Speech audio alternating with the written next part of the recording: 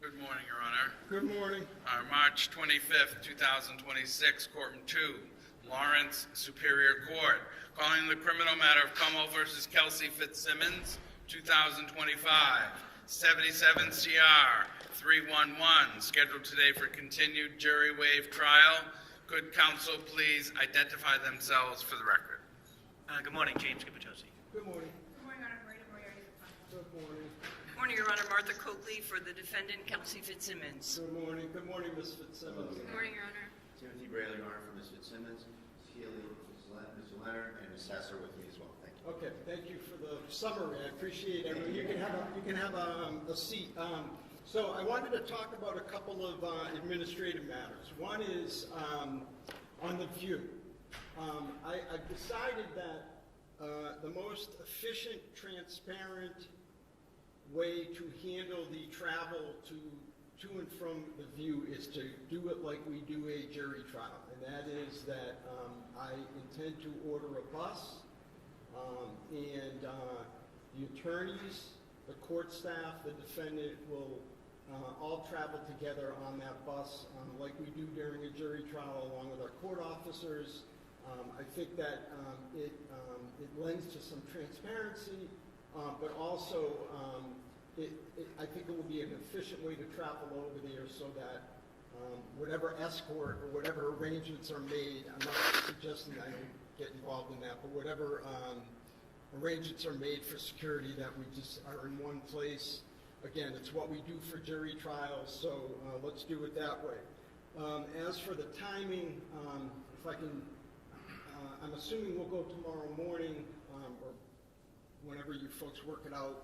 Just work out the time with Mr. Ruane so he can get the bus scheduled, but we do have a reservation-ish right now, reserved for tomorrow morning. I would suggest that we, like in a jury trial, we gather in the courtroom. Mr. Ruane announces the case, and then we adjourn for the view and return to the courtroom, etc. So that would be the procedure. Also, after thinking about it on media and public access, or whatever, not access, but the public attending, the crowd control, basically, for lack of a better word. I think that after thinking about it, it's not my place. I think that I don't intend to issue an order. The state police and the local police always do what they do, and they do it well, and they don't need me meddling. And it occurred to me that when I mentioned yesterday about having some space, order requiring some space between folks, I was really thinking of jurors and all that. So again, unless you folks think I need to order it, I think that the law enforcement are skilled at these things, know how to handle it, and they can use their normal discretion. The media typically is allowed to film things, and it should be public in that way, but do you folks believe that I need to order something more specific than that? No, Your Honor. Okay. No? Okay. All right. So, and then the last thing is, administratively, is I emailed you folks this morning. I took a crack at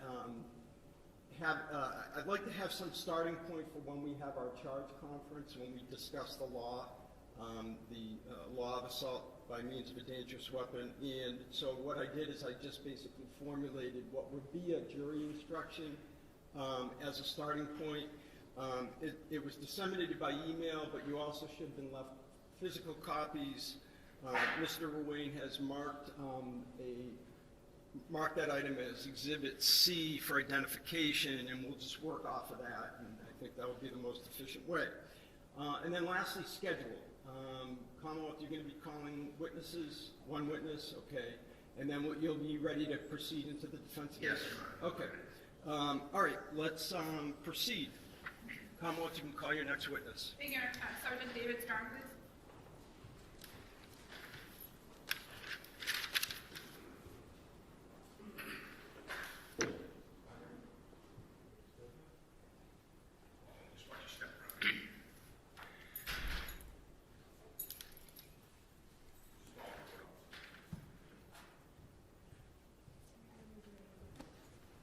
You raise your right hand, do you solemnly swear that the testimony you're about to give in this cause now in hearing shall be the truth, the whole truth, and nothing but the truth, so help you God? Thank you. Good morning. You can have a seat. Pull yourself right up to that mic. May I? Yes, please. Good morning. Good morning. In a nice loud voice, if you could please state your name and spell it for the record. Yes, my name is David Strong, S-T-R-O-N-G. And how are you employed, sir? I'm a sergeant on the Mass State Police. How long have you been employed by the Massachusetts State Police? 14 years. And if you could just give us a brief chronology of your assignments while on the State Police. Yes, I graduated the State Police Academy March 2012. I was assigned to patrol. 2018, I began working out of the State Police Detective Unit. And then in 2025, I was promoted sergeant. And is that the State Police Detective Unit assigned to the Essex District Attorney's Office? Yes. And as a trooper assigned to, and then as a sergeant assigned to the Essex District Attorney's Office, what are your day-to-day responsibilities?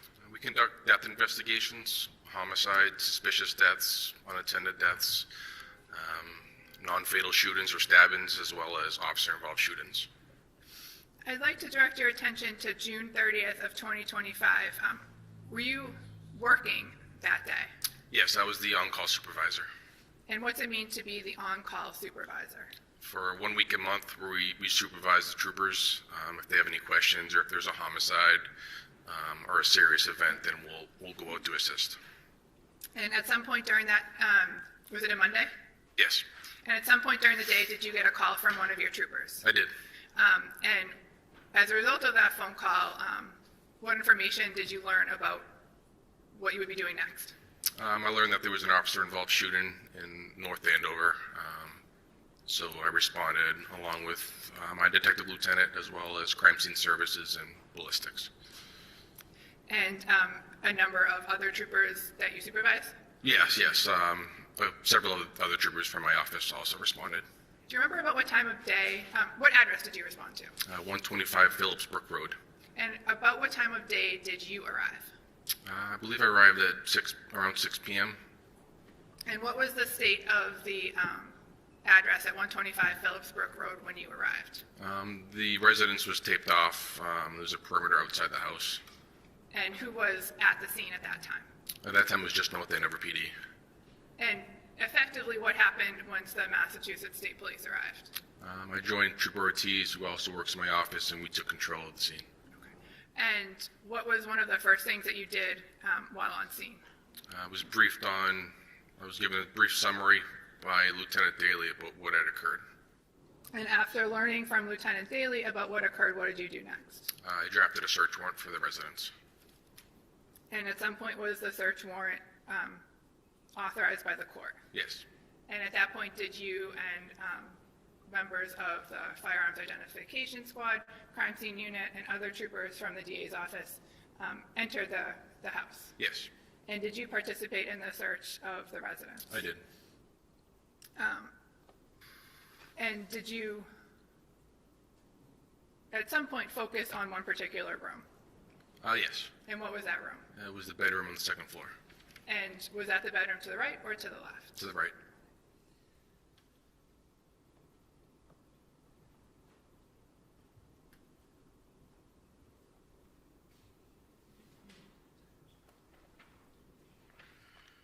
Sergeant Strong, I'm showing you Exhibit 51. Do you recognize that photograph? Yes. And what's depicted in that photograph? It's a green-colored chest, as well as a chair and a box. So the green colored chest you're referring to is this item here? Yes. And where was that in relation to the layout of the room? It would be to your immediate left when you went to the room. And is this the red box you're referring to? Yes, And is that the chair as you saw it that day? it is. At some point, did other members of the search team open the green chest? Yes.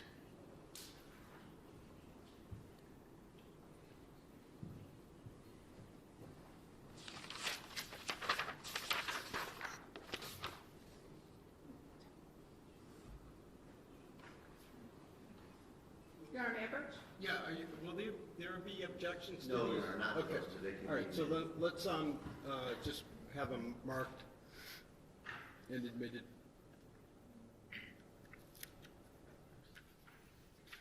Exhibit 97, so marked. Exhibit 98, so marked.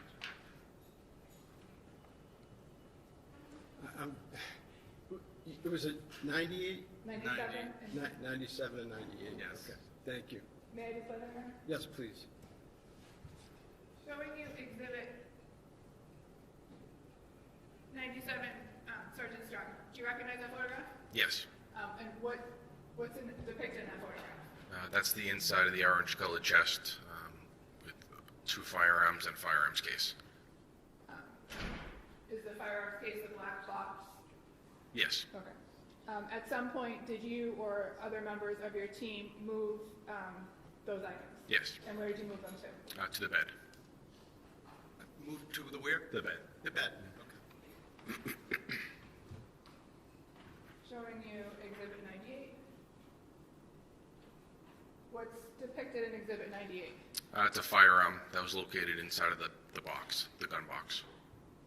So that was what was in the closed box in the green chest? Yes. And what are these items here to the left? Those were the other 2 firearms that were inside that same chest. So there were 2 firearms, total of 3 firearms? Yes, sir. Okay. Trooper Strong, do you know what kind of firearms these were? I believe they were all 6 hours.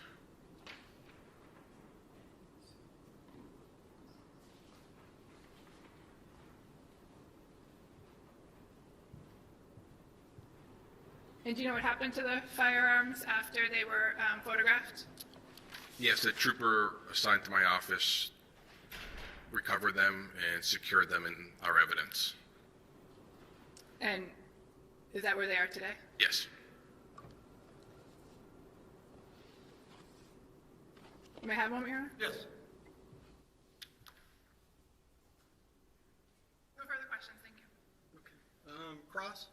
Thank you, Your Honor.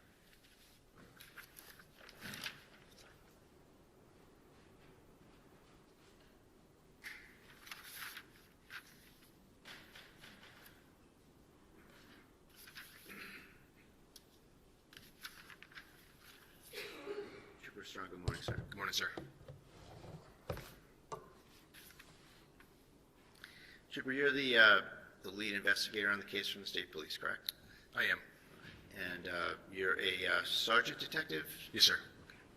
and you work at the Essex County District Attorney's Office? Yes. Part of your job is to investigate officer-involved shootings? That's one of them, yes. Yes, okay. And do you also do homicides? What's that? Do you investigate homicides as Yes, well? sir. Okay. And in this case, when was it first brought to your attention that there was an officer-involved shooting? So the on-call trooper received the call about the shooting, and then he called me. And who was the on-call officer? It would be Trooper Ortiz. And when you received that call, what did you first do? I notified my detective lieutenant, and we responded to the scene. Is that Detective Lieutenant DeMeo? Yes, sir. And what time was the shooting? I don't recall off the top of my head. Was it approximately 6 p.m.? Around there. And what time did you arrive? Probably 25 minutes after I received the call, 30 minutes after I received the call. All right, 6:30-ish, about Yes. 6:30? Okay. What did you see when you got there? The house was taped off, and there were detectives and police officers standing outside. Now, I'm going to ask you to distinguish between North Andover police officers and state police officers. Okay. When you got there, who was in control of the crime scene? At that time, Trooper Ortiz was there first. and then I arrived. Do you know when Trooper Ortiz got there? It must have been 5 or 10 minutes before I got there. All right, so doing the math, it's about probably 20 minutes where the North Andover Police have exclusive control of the crime scene? Yeah, approximately. Did you recognize or know any of the North Andover police officers that were there? No, sir. Did you recognize or know the chief of police for North Andover? No, sir. Did you meet any North Andover police officers when you were there? I spoke with Lieutenant Daly and Lieutenant Domenico. Okay. Who's in charge of that crime scene in this circumstance? Is it the North Andover Police or the Mass State Police? Mass State Police. Okay. And as a practical matter, as we said, that transfer could only happen when a state trooper gets there, right? Yes. And the first trooper's there about 6:20, probably, Yeah, approximately. and then you get there around 6:30. Yes. And what was what happened with respect to kind of taking over the crime scene? We just made sure the house was secured. Nobody was inside. Nobody crossed the tape line of the perimeter. And then we knew that we needed to draft a search warrant. Okay. When you got there, did you go in the house? No. When did you first go in the house? Once we got a search warrant. Okay. Were there any North Andover police officers in the house? No. Okay. And when you were there anyway? Correct. Do you know if that was by coincidence or by some order of someone that nobody be in the house or what? It was by an order. Everybody knew that we were in a search warrant, and everybody knew not to be in the house. Okay. When you first got there, what did you do while you were there before you worked on the search warrant? I spoke with Lieutenant Daly and Lieutenant Domenico. Okay. Where did that occur? It was in this, kind of near the school, outside of the house. Was it on the school property or was it on the house property? It was in the school. It would be in the street, so the school Sidewalk part. or something? Yeah. Okay. Was there any mention, to your knowledge or awareness, of any invocation of the town policy regarding drug testing? No. No conversation about that at all? No. All right. Did you speak with Officer Noonan at the scene? No. Where was Officer Noonan? He wasn't on the scene. Okay. Do you know what happened to him? I believe he went to the hospital. Okay. And do you know any circumstances about that? I do not. And you know that that's a common occurrence when there's an officer-involved shooting. The officer's always taken to the hospital, right? Yes, sir. And that's a precaution, but it also gets him out of investigative scrutiny, doesn't it? I think it's policy. Right, okay. So then you decided to obtain a search warrant, and the reasons for that were what? That the person that was shot owns the house, and they're not around to consent? Is that a fair statement? Correct. Okay. At some point, Ms. Fitzsimmons was charged with assault as well as assault with intent to murder, right? Assault, I should say it better. Assault by means of a dangerous weapon and assault with intent to murder. Officer Noonan, correct?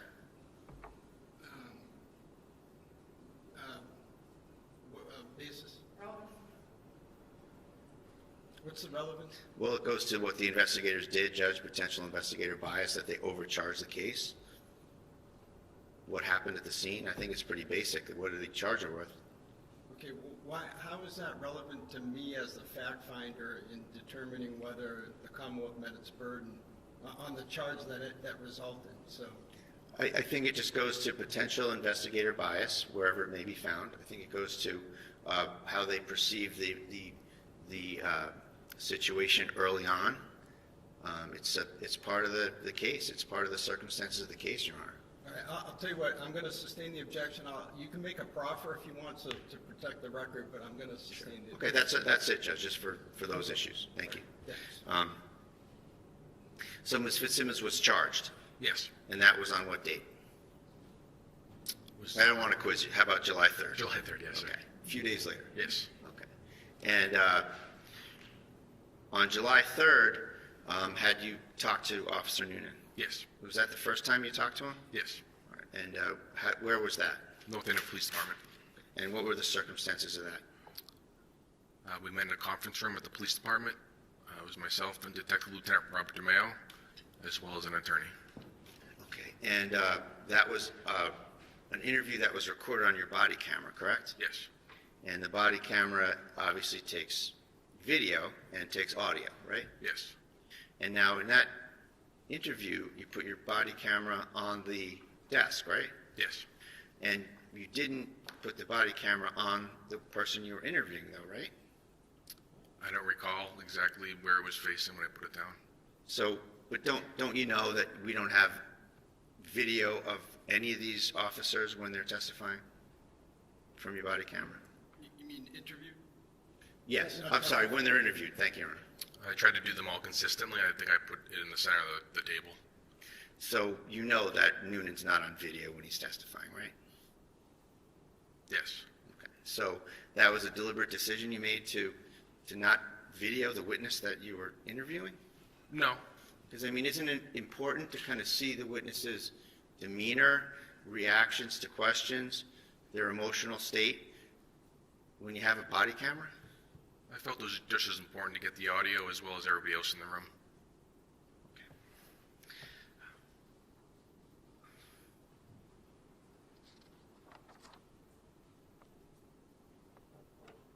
And in this case, Trooper Strong, you wrote a report that's kind of like what we call a PC report, right? For the You know statement that of facts? terminology? Right. Yes. You, is that your only report in the case? No, I drafted several reports. Okay. And in terms of the report for court, you sort of encapsulated the statements of all the other people in the case, right? I believe I summarized 3.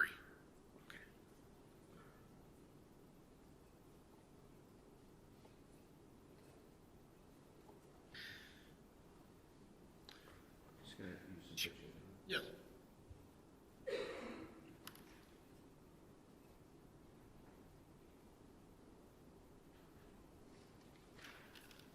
Showing you Exhibit 51.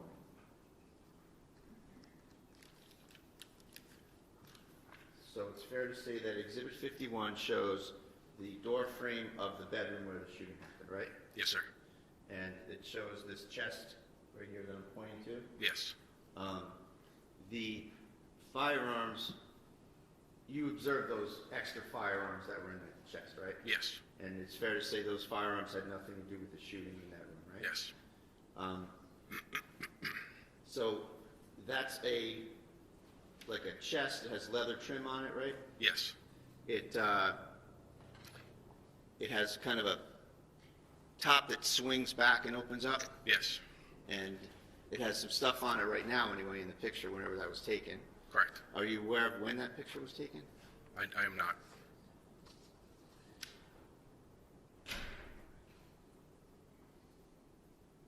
And it's fair to say that the end of the chest kind of lines up with the door frame, right? It's very close. So to get into that chest, you don't really need to disappear behind the door frame, do you? I don't know, sir. I mean, there's a chair there as well, right? I'm not sure where the chair was at the time. Okay, but it's there in the picture, right? It's there in the picture. And the pictures are offered as evidence of the crime scene, right? Yes. Okay. May I have one moment, please? Yes, take your time.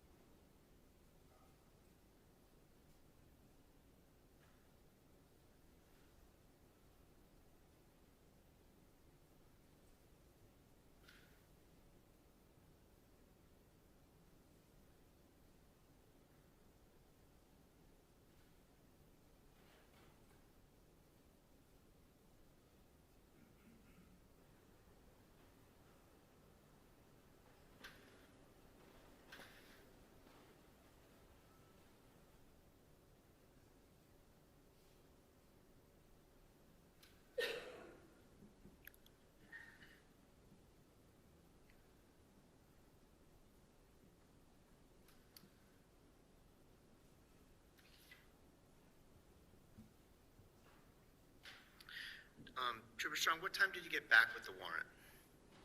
I believe it was before midnight.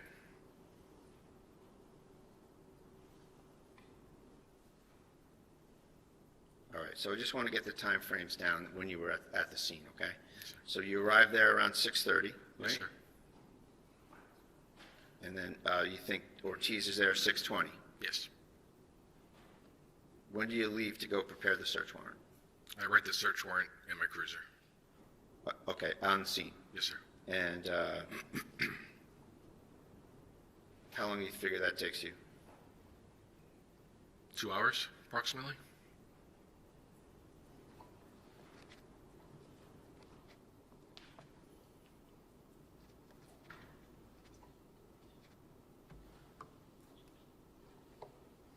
Then you, what did you do when you had the search warrant drafted?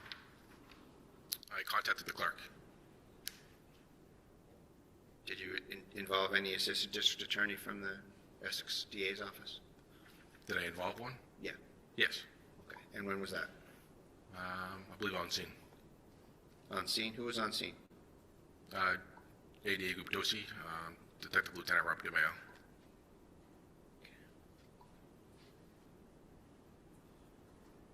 Did you have to go anywhere for the search warrant, or did you do that electronically? I believe it's electronically. And you emailed it to the clerk. Do you know when you emailed it to the clerk? I do not. When did you get approval? It was sometime before midnight. And while you were there, were you, obviously you're busy writing a search warrant, you have a lot to do. Were you also taking note here and there of any traffic into the house? No. Were you, did you know whether anyone from the North Andover PD went in and out of the house while you were writing the search warrant? Not that I'm aware of. Was there an order in place, and you said everybody knew about it to not go in the house? Yes. So was that order, fair to say, as far as you're concerned, that order's in place the entire time you're drafting the search warrant, getting approval, waiting to get it back, right? Yes. And so it's fair to say that no North Andover officers were supposed to be in the house from the time you got there, and that's presumably when you gave the order? They never went back into the house after I got there. Okay. At any point. And then no one went back in the house. And then once you had approval from the clerk on the search warrant, you went in the house very late. Yes. And so what time did you go in the house? I don't recall. I believe it was just before midnight.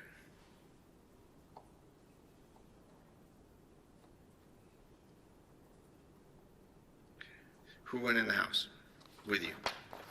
Crime scene services, ballistics, and other members from Essex SPDU, State Police Detective Unit.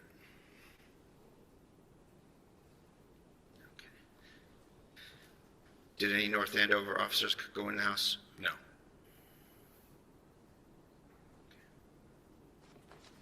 One moment, please, Your Honor. Yes, take your time.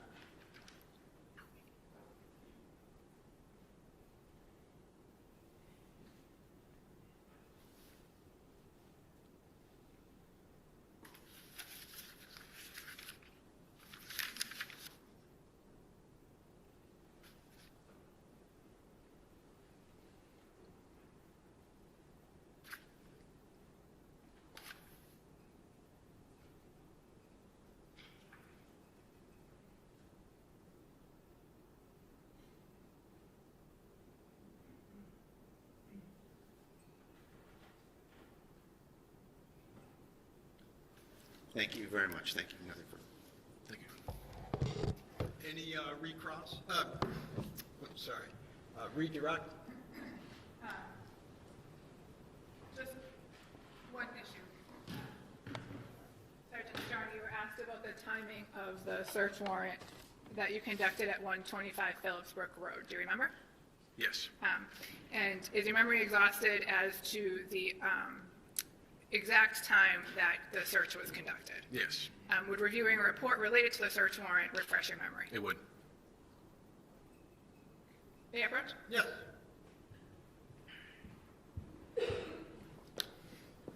Sir, direct your attention to paragraph 1.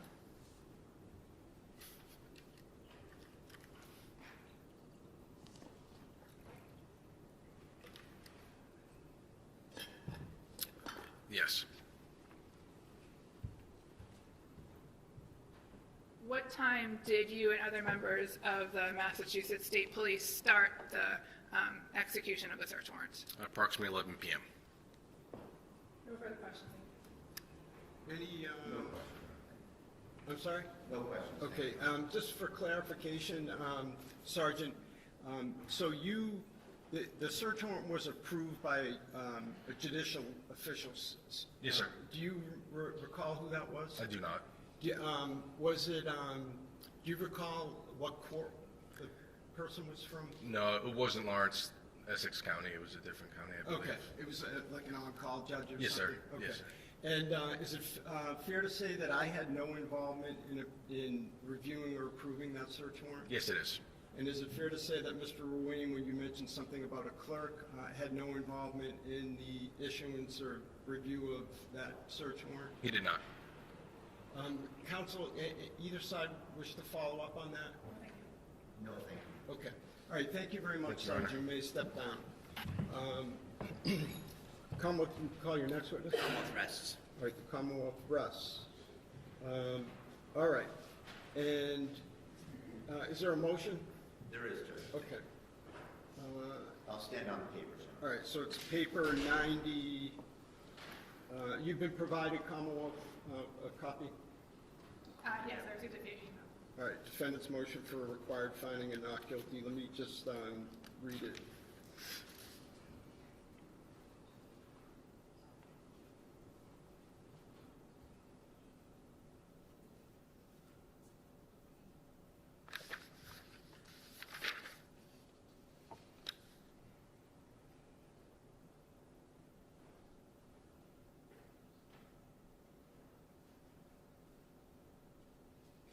All right, and Mr. Bradle, did you want to be heard on the motion? I'll stand on the paper, sir. Okay, all right, the motion is denied.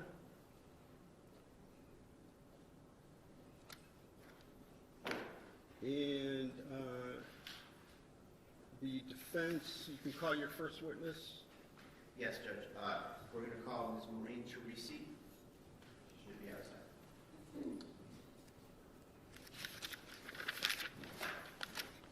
Maureen Teresi.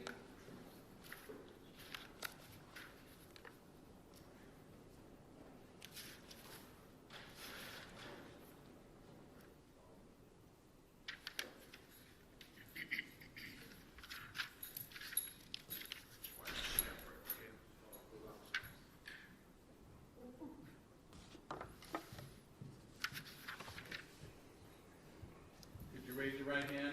You solemnly swear that the testimony you're about to give in this cause now and hearing shall be the truth, the whole truth, and nothing but the truth, so help you God. Thank you. Good morning. You can have a seat and pull yourself right up to that mic.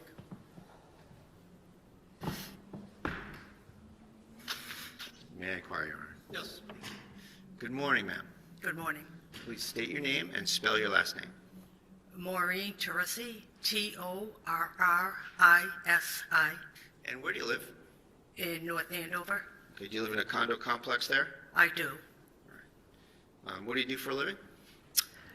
I am a stay-at-home mom, I guess. I guess I'm retired. What are you retired from? The construction industry and home staging, design. How long have you been retired? I closed my business, I think, 3 years ago. I had a large staging business. How long have you lived in your condo complex in North Andover? Since 2014. Do you have a dog? A dog? Yeah. Yeah, I do. I have 2. And do you walk the dog around the complex from I- time to time? Every day. Do you, in the course of walking your dog, have you ever made the acquaintance of one of your neighbors named Mr. Noonan? I have. And do you know who that is generally? I do. Right, and how do you know him? Walking the dogs. I knew him as Duke's father. And Duke which is is a Duke is dog. his dog's name. I've spoken, just in passing. The dogs interact and, just general talking about the dogs and whatever. So I'd spoken to him a few times and his wife, about the dogs and just general Neighbors stuff. making small talk. Absolutely. Okay. And back in August of 2025, you had engaged him in some conversation about what was going on at the North Andover PD, right? I did. And is that what you said to him by way of initiating the conversation? I did, yes. The beginning of it was just I had a razzing relationship with him, just regarding things going on in the world. And so what I started with is, how do you like what's going on, in the world today or whatever? And he's like, I love it. And then I had asked, what's going on with North Andover, the town of North Andover? He's, What were you referring to when you said that to him? what was going on at the department, as far as, the shooting, the cop being shot. And did he? And he first said, what do you mean? And I said, well, that press conference, the first press conference that was given made no sense. And at that time he said, I'm the shooter. What he said? I'm the shooter. He said, I'm the shooter. And what did you take that to mean? I said to him that he was the one that shot the other officer, is what I took that to mean. Right. And then what happened? I had asked him if, well, first I said, oh my God, I'm so sorry. I know when police officers have to discharge their weapons, it affects them, and I can't imagine having to do that with a colleague. I'm sorry, I didn't quite get the end of that. I said I couldn't imagine having to do that to a colleague. And what did he say? And he had said to me that,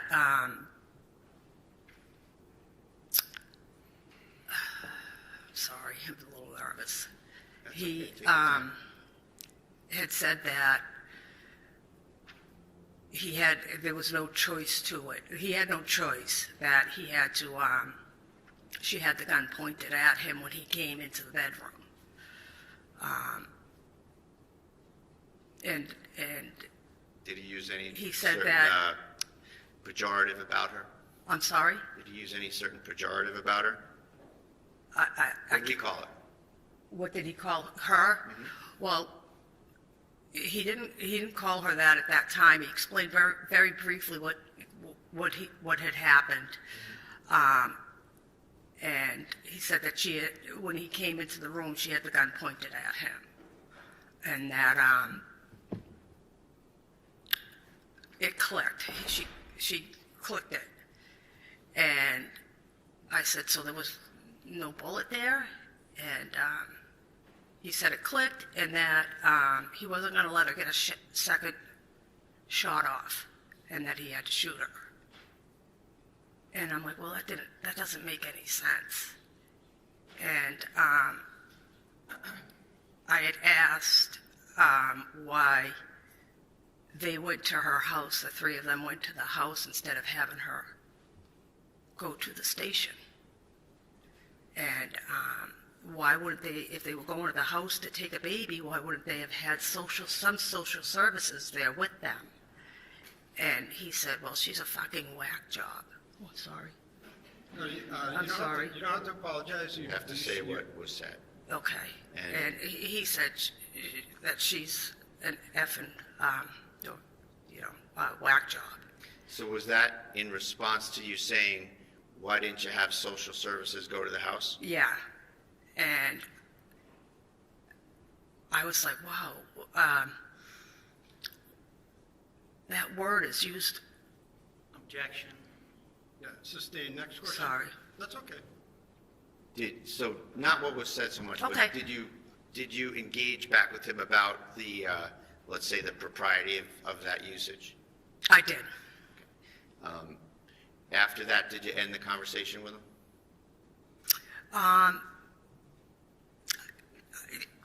There was a little more conversation, and then it ended, yes. All right, thank you very much. Thank you very much.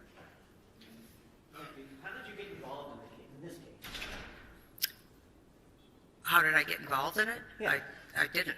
Well, no, how did they know you heard this? Objection, relevance. Overruled. After the conversation that we had had, I was shocked by it. I didn't even know Pat's first name and But his how last. did you contact someone? I did. And a little bit after we had the conversation, probably a week afterwards, I did contact somebody. Who? That Mike Crawford, that I knew was in contact with the defense, and, you know, because I think there was a hearing, I'm not sure, but I know that Mike was in contact with them, and I contacted Mike. And so when was this? When was this conversation? With Mike, No, with this conversation with Pat. it was August 20th. August 20th. Yeah. Okay. You were interested in this case from the beginning, right? I'm sorry? You were interested in this case from the beginning, weren't you? No, I mean, I was interested in what was going on in my town, yes. You're Maureen Sullivan, Jersey, correct? I am. And you post, and you make comments to newspaper articles, don't you? About this? Yeah. I could have, yeah, Can you sure. have a picture on it? Yes, you've shown it to defense? Yeah, they have a copy. Well, that's you, right? You reposted something on July 10th, correct? When was this? July 10th? Okay, yeah. And what did you repost?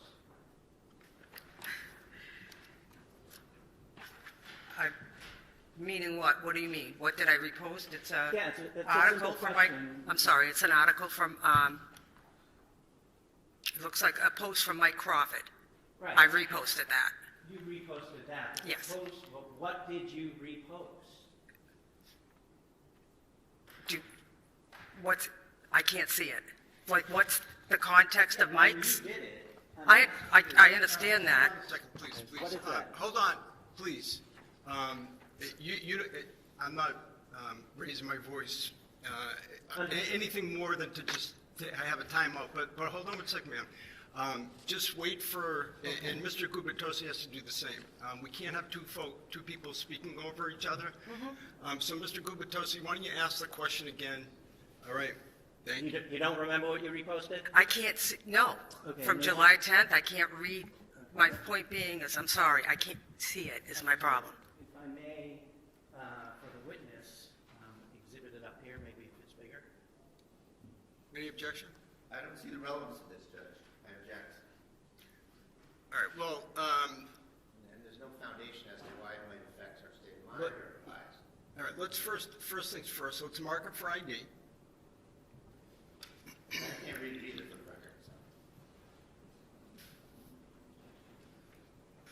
I make a lot of statements. Exhibit E for identification. Okay. All right. Now, I guess my question for Mr. Gubitosi is, why would the putting it on the screen I just want allow her it to be see more legible? Well, it may be bigger, then I would ask her to go up to the screen to look at it. Maybe it won't. Is there an objection? I can't read it, so I don't know what it says, so I don't know if I should Okay. object to it. All right. So let's take it a step at a time. So you can put it on the screen. She can take a look and just yes or no whether it allows you to read it. You can get off the stand and approach the screen if you'd like. And I'm sorry, Mr. Ruane, that was exhibit what? E. Read the big print. Up here, Yeah. Attorney Tim Brado of North Andover Police, use of deadly force against his client. North Andover Police Officer, Kelsey Fitzsimmons. Okay. And so it's a statement. Oh, I'll let you get back at that. Just for the record, I could not hear what she just said. I could see I can something, read it but from here, the big, Okay. Right, it's just my eyesight's horrible. I'll ask her to read Sure. what she can read. Yeah, I just can't read the context. It says Attorney Tim Bradle on North Andover Police use of deadly force against his client, North Andover Police Officer Kelsey Okay, so you Fitzsimmons. reposted the statement that Attorney Bradle made about the case, correct? Yes. Okay.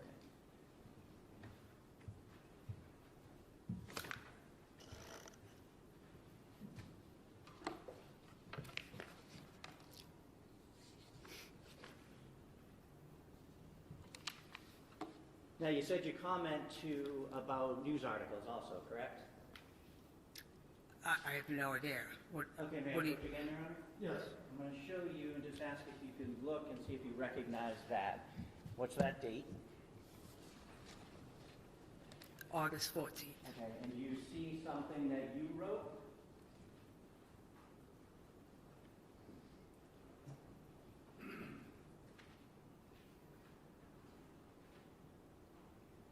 Just yes or no? Just, Yeah, just- yes, that's my name, and yes, this is it's a comment. It's a comment that To a you post. made to an article, correct? Excuse me. Well, Hold on one second. Let's mark it for ID, please.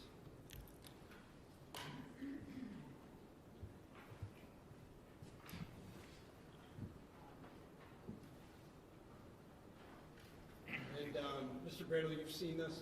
I have, Judge. Okay. Exhibit F, so marked. Thank you. So August 14th, you commented, correct? I did. Can you read what you said?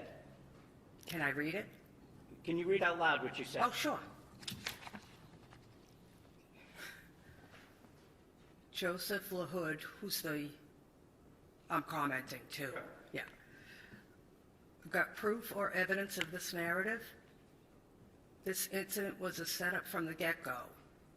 Their narrative will not pass the smell test. I hope all involved are ready for their tireless scrutiny that independent media will bring to light through extensive research. Ask Norfolk County, Mass State Police, and Canton Police are doing these days. We have just begun. So we have just begun. So you feel like you have a stake in this game? Not at all. You feel that you're akinning this to the Karen Reed trial, right? Yes. That there's a cover-up. Well, not that there's a cover-up. Well, those were your words, weren't they? I don't know is that what it says in there? I forget what that says in there.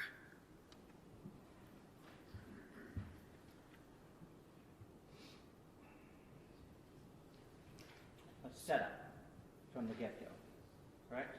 Correct. And tireless scrutiny that independent media will bring to light through extensive research.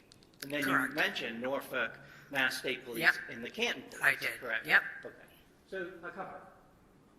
Well, yeah, it's the judicial system seems to be going awry, and there's more eyes on things now. Okay, I'm going to show you something else. I'm sorry, I don't have a copy of this. Let's have that mark on your way up. Thanks.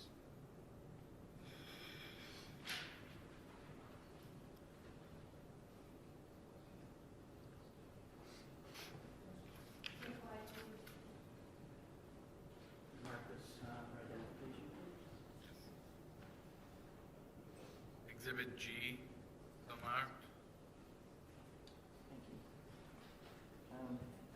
Thank you. Can you first look at it and see if you recognize it? Sure. So look at the first page. Do you recognize what that is? I do. Okay. Can you flip to the second page? I sure See if can. there's any comments to that.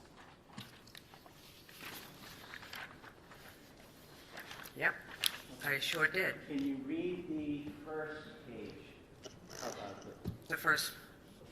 The post itself. Yeah. Today, it's from the North Andover Police Department. Today is National Police Women's Day. Please join us in recognizing Sergeant Katie, can't say her last name. Do you If want you to can't spell read it? the last name, that's fine. Go ahead. Okay. Sergeant Julie Nigro, and School Resource Officer Stephanie Rizzo.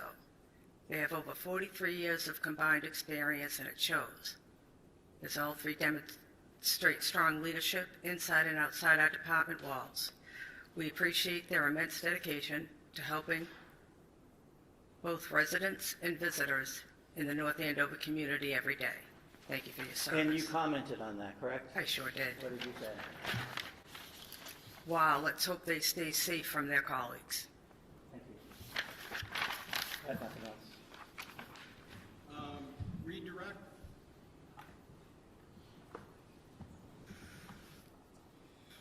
We're content, Your Honor, thank you. Okay. All right. You may step down. Thank you, sir. And defense, you may call your next witness. Yes, Your Honor, the defendant calls Lauren Page. Lauren?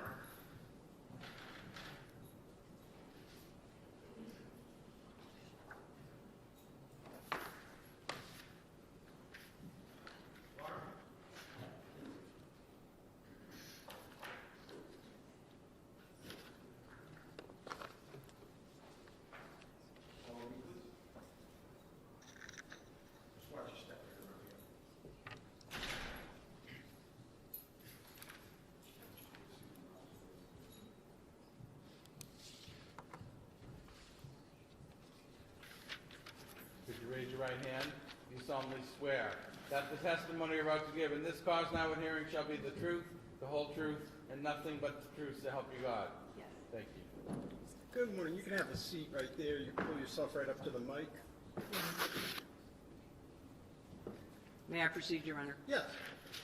Good morning, Mrs. Page. I'm going to ask you to give your full name, first name, last name, and spell it, mostly for our stenographer, if you can do that. Sure. Lauren Page, Lauren, Page, Page. Okay, I'm just also going to note that because the windows are open, occasionally we have fire trucks go by, so if we hear that, we'll stop our conversation, okay? Sure. Thank you. Mrs. Page, you are the mother of Kelsey Fitzsimmons, is that correct? Yes. Do you see her in the courtroom today? Yes. And you have to say yes or no again for the stenographer. Yes. And what's she wearing today? A white blazer. Can I have the record reflect, Your Honor, that this witness has identified her daughter as the defendant? Yes. Thank you. Now, Kelsey's father is Stephen Fitzsimmons, is that correct? Yes. And is he your ex-husband? Yes. And you are now married to William Page, is that correct? Yes. Can you tell us just roughly, you were together with William Page since 2011, and then you've been married since 2022, is that correct? Correct. And you have another child besides Kelsey with Stephen Fitzsimmons, is that right? Yes. And who is that? Stephen Jr. And is he 6 years older than Kelsey? Yes. Your husband, Will Page, also has 2 children from a prior marriage, is that correct? Correct. And who are they? Madison Page and William Page.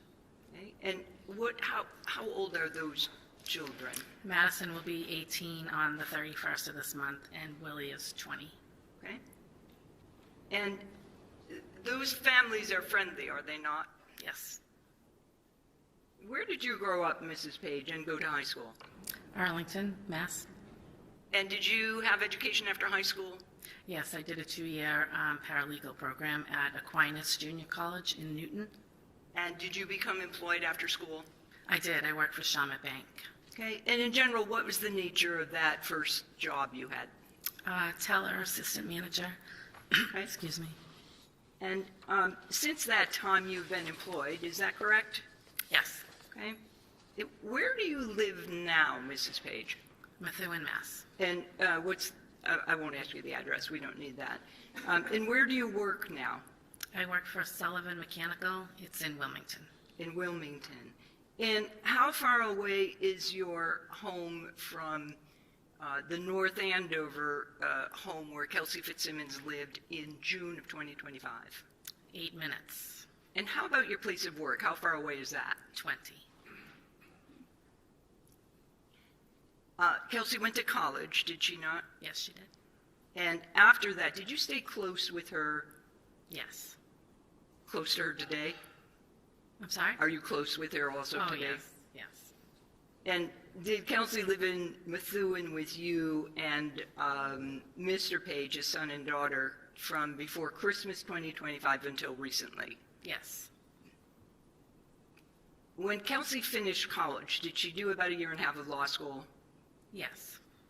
And you're aware she applied to become a corrections officer in Essex County, is that correct? Yes. And she served as an Essex corrections officer before she went to the North Andover PD. She did. And all during that time, you were close in contact with her. Fair to say she was in your life, you were in hers? Absolutely. Okay. And again, what town do you and Will live in now? Same, Methuen. In Methuen, okay. At some time, did Kelsey move to North Andover? Yes. And did she first have an apartment and then bought a house, is that right? Yes. Where did Kelsey live when she served as a corrections officer? Her apartment in North Andover. And again, how far away is that from where you lived in Methuen and where you live now? 10 minutes. Close drive, correct? Yes.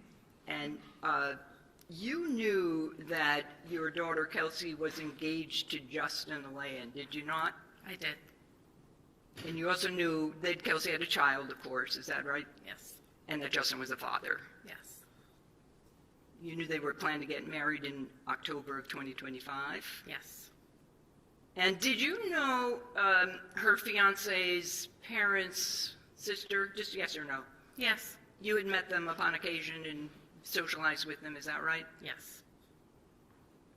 And you knew that they lived in Stowe, Massachusetts, is that also correct? Correct. During this time that your daughter had her baby Caden, did you ever babysit for him? We did, yes. And could you just tell generally, what kind of baby was he? Fussy, calm? Can you give us a description of the baby? Caden was very easygoing. Very happy baby. Easy to take care of? Yes. And generally, in your experience, when did he cry? If he needed to eat? When he was hungry? Yes. And when you, I'm going to draw your attention now to June 30th, 2025. And we're going to focus on that day.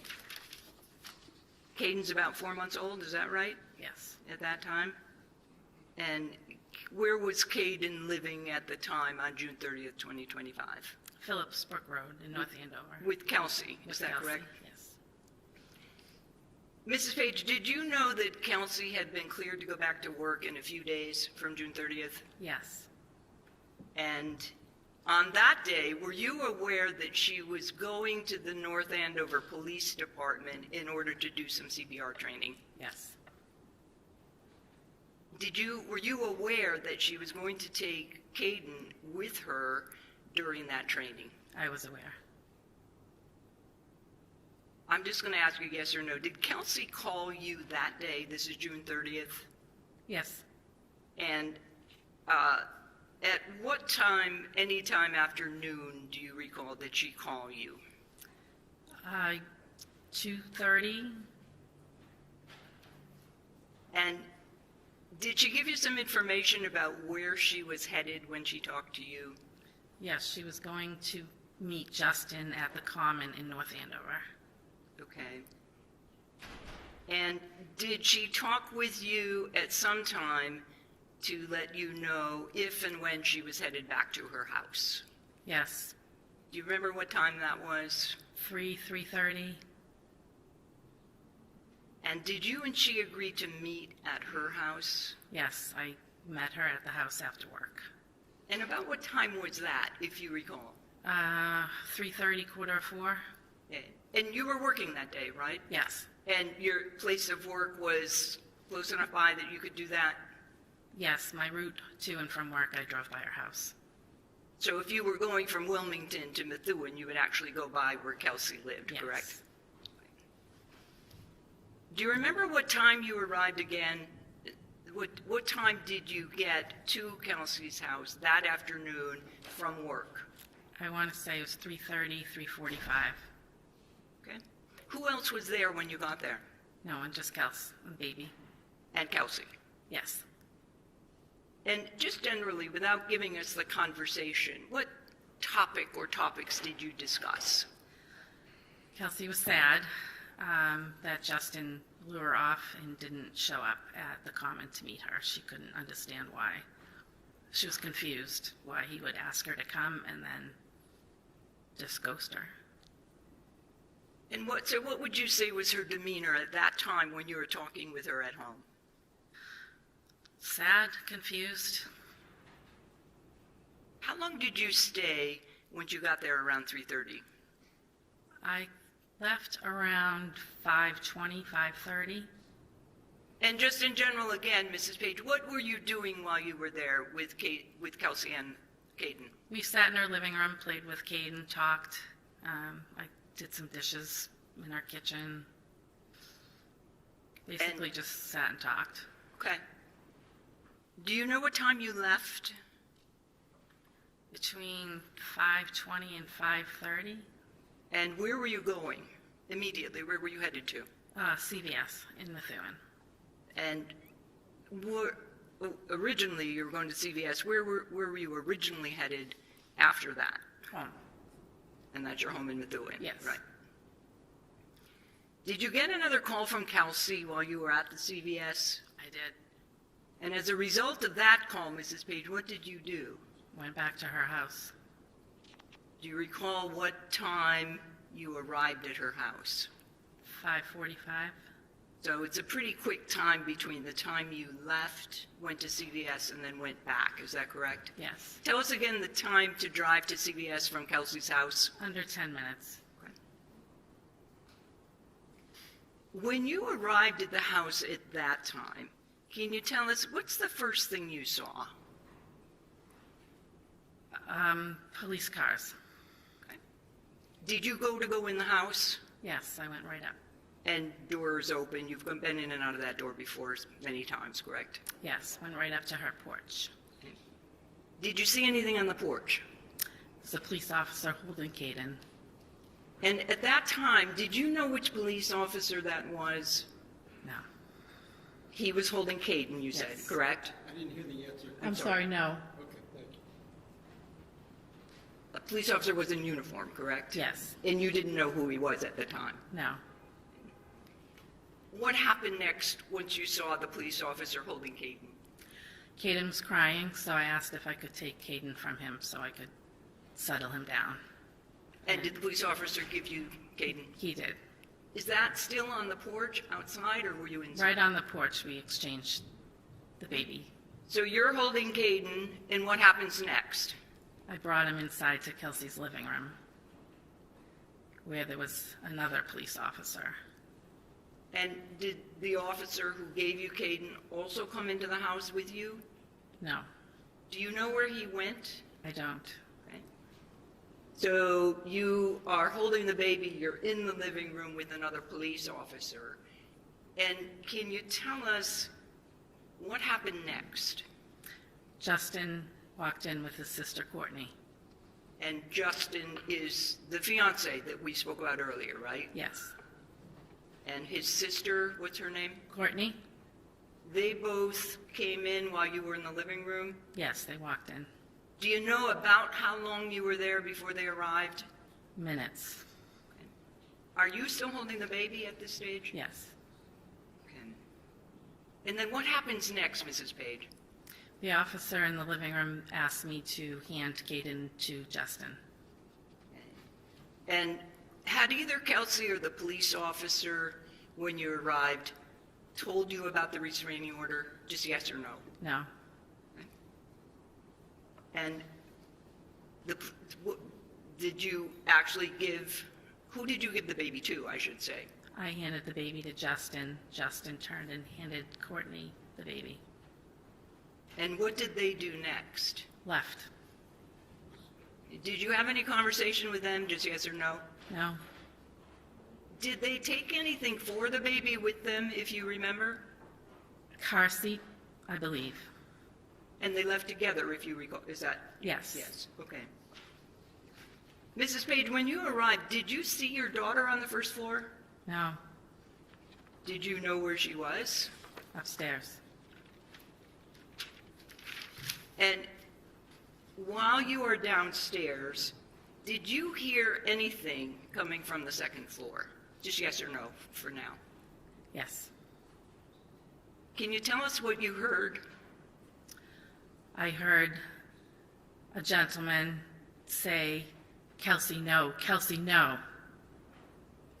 And then 2 gunshots. And can you give us some idea of how quickly those shots were connected to each other? It was Kelsey, no, bang, bang. Did you hear Kelsey say anything from the second floor? No. Could you hear her make any noises? Yes. And Mrs. Page, what happened next? I saw Justin run by the windows on the porch, and after that, officers came in, EMTs came in, running up the stairs, and I was let out of the house. I was let out by an officer. And what was your frame of mind, state of mind at that stage? I was pretty upset. And were you making any noise? I was screaming. When is the next time you saw your daughter, Mrs. Page? At the trauma room at Mass General. Your Honor, I have nothing further. No question, ma'am. Okay, all right, thank you very much. You may sit,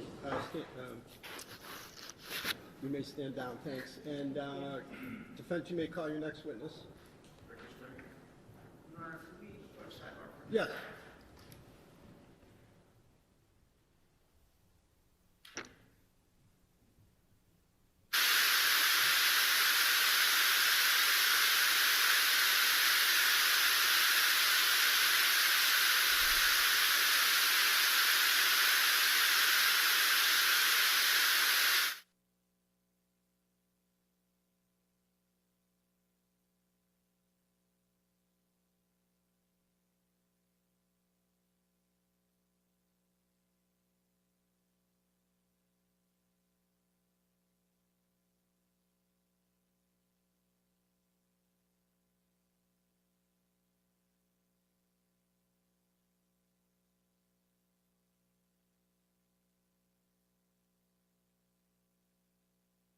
Take maybe a 20-minute recess. And we will stand in recess. All rise. Court stands in a 15-20-minute recess. Please exit the courtroom quietly for other sessions up and running. Thank you.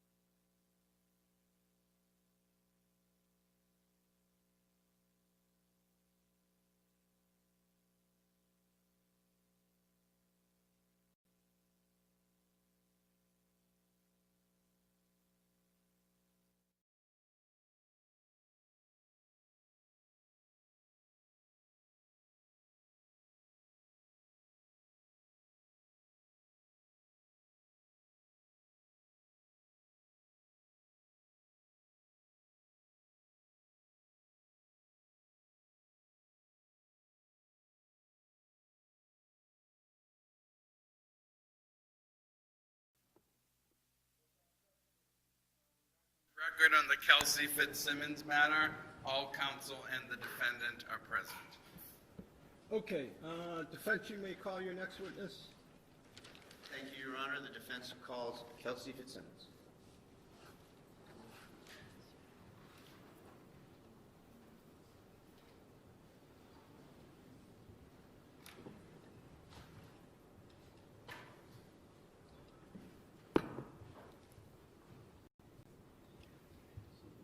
Would you raise your right hand? Do you solemnly swear that the testimony you're about to give in this cause now at hearing shall be the truth, the whole truth, and nothing but the truth, so help you God? Yes.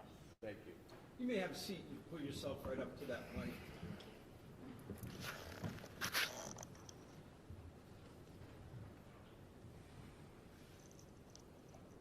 All set.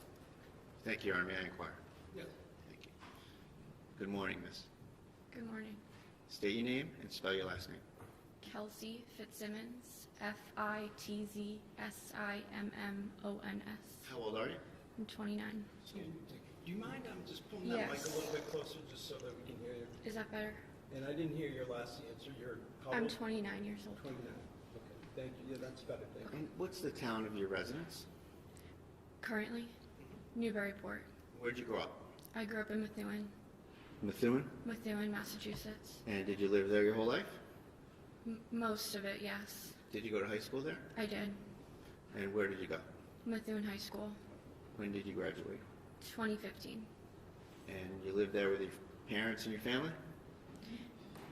Yeah, I lived with my mom and my dad. There were 2 different houses. Tell the judge a little bit about your upbringing and your family and who's who. So I have my mom, my dad, my mom Lauren, my dad Stephen, my older brother, my biological older brother Stephen Jr., and then I have my stepfather, William Page, his 2 kids that I consider my brother and sister, Madison and William. I'm sorry, I didn't hear the names. My younger brother and sister are Madison and William. Madison and William. Did you say that they were step-siblings? They are step, yes. Okay. Try to keep your voice up. Okay, Just sorry. Use the mic, Okay. kind of like I am, a little bit like that. Okay. All right, thanks, Kelsey. So, you guys are a close family, right? Yes. And they've been with you through this process the whole time, right? The whole time. When did you graduate high school? 2015. Did you go to college? I did. And where did you get your degree from? I got my degree from Fisher College. I got my Bachelor of Science in Criminal Justice. What year was that? 2020. What were some of the awards and distinctions you received at Fisher College? I think my junior year, I was inducted into the Criminal Justice Honor Society. In my senior year, I was voted in as the president of the Criminal Justice Club, and I just worked closely with campus police there and the advisor of the Criminal Justice Club. Did you work while you were in college? I did. Where'd you work? I worked for the college as a work study, and I also worked as like a host / waitress down the street at a restaurant called Cheers. Did you do any security work? Yeah, in 2016 I was hired by Fenway Park Security, and I believe I worked there in 2017. And like throughout all of Fisher College, I worked for campus police as a work study, like a dorm proctor, checking IDs of students. Okay. After graduating Fisher College, you had the B. Is it a BA or a BS? Yes. BS in criminal justice. Yes. And what was your kind of goal for your life and your career with that degree? When I graduated, it was the peak of COVID, so everything got a little confusing on what my next steps were. My plan originally was to try to go straight to a police academy, but when I graduated, there was no police academies running, so I decided to, because I love school, I decided to further my education and go to law school. Where did you go, and tell us about law school a little bit. I went to Massachusetts School of Law. I did about 3 semesters, and then some academies started to run again. And did that change your pathway? It did. What happened? The Essex County Sheriff's Department started doing Sheriff's Department academies again. So I applied to be a corrections officer, and that was in 2020. And I went through their academy in 2021. Where's that academy? Their academy is at the Northern Essex Community College in Haverhill, Massachusetts. And what was the course of study? Just in general, what did it entail, and how long was it? It was 3 months. It had to do with just the training of being a corrections officer. Our whole job was safety and security of the inmates that were housed in the jail. So it went a lot into safety and security.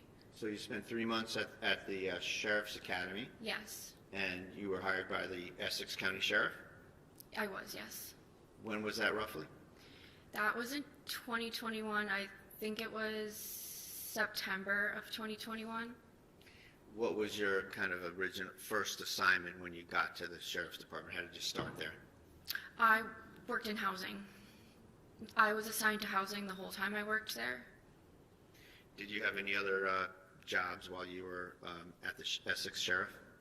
When you pick up an overtime shift there, they kind of just throw you in where somebody's needed. So I did a lot of different jobs just through all the overtime I worked, which included transportation of inmates to and from court.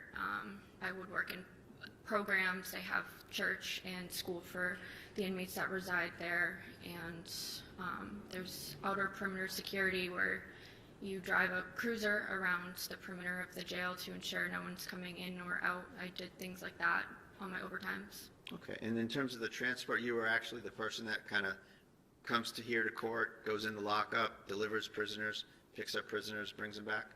Yes. How long were you at the Essex Sheriff? About 2 years. What, and at that point you had a career path decision, right? A Yes. different decision. I did. And what was that decision? I always knew I wanted to be a police officer. And was there some opportunities that came up in that respect? Yes, while I was working for the Sheriff's Department, I had moved to North Andover. I really liked the town I lived in, and I wanted to work in it as a police officer. So what did you do? I applied to the North Andover Police Department. Did you interview with Lieutenant Daly, was it? I did. He was on a panel interview. They call it like an oral board. It included Lieutenant Daly and several other members of the North Andover Police Department. And I take it that you're not going to get hired there unless they approve you. Yes. And that happened, and you were hired? Yeah, they do an extensive hire check. Background check and so forth? Yeah, like there's a lot that goes with it. What you would expect in terms of a police officer getting hired. Yes. What's the first step when you get hired as a police officer? What do you do next? You have to go to the police academy for 6 months. So you've been through a 3-month Essex Sheriff Police Academy, training academy, and now you're about to start a 6-month North Andover Police Academy training, right? Yes. And where did that training take place? That also took place down the hall at Northern Essex Community College in Haverhill. And you spent 6 months going to that? 6 months, yes. Was that, is that something where you like stayed there the whole time, or did you come and go? Did you commute? How does that work? I commuted. I got there in the morning, left sometime in the evening, and we had weekends off, so it was 5 days a week. Okay. When did you graduate from there? I graduated in May of 2024. And did you run for any positions within the academy that they have in your class? Yes, while I was in the police academy, I ran for treasurer, and I became the treasurer of my class. And what does that entail? That entails everything financial through our academy. I would collect, we had like academy dues, I would collect them, and we would purchase things that we wanted, such as like sweatshirts and sweatpants to wear for our PT days, as well as an academy sweatshirt. I also planned our graduation party, so I had to book it, collect the funds for it, and plan it, essentially. And is it a situation where there's different classes going on at once, like class of 2020, class of 2021, like that? Yeah. Right. And you were the class of 20? Well, my class was called Rock 5, so I don't know how the numbers go, but the one before me was 4 and the one after me was 6. I was Rock 5, ROC 5. All right. And when did ROC 5 graduate? May of 2024. And you graduated with the class? I did. And what was your first assignment with the North Andover PD? You first go to patrol on FTO, and FTO is meaning you're with a field training officer, so you ride with somebody in the same cruiser for a period of time. And who were your field training officers? So I had several,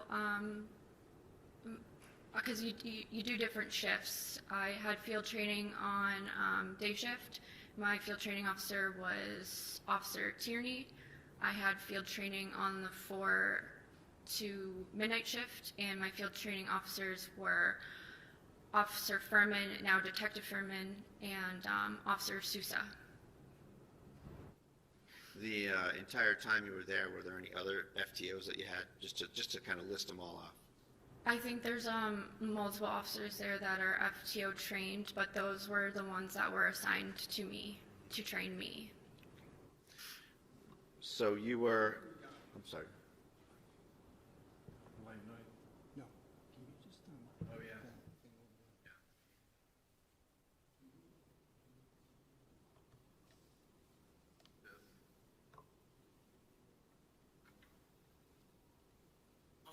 Thank you.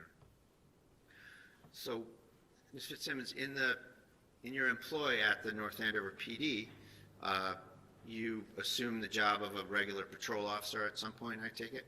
Yes, I was a patrol officer. And after you finish with field training officers, do they have some sort of a say in how you function in the field and report back to the administration or the supervisors about how you're functioning?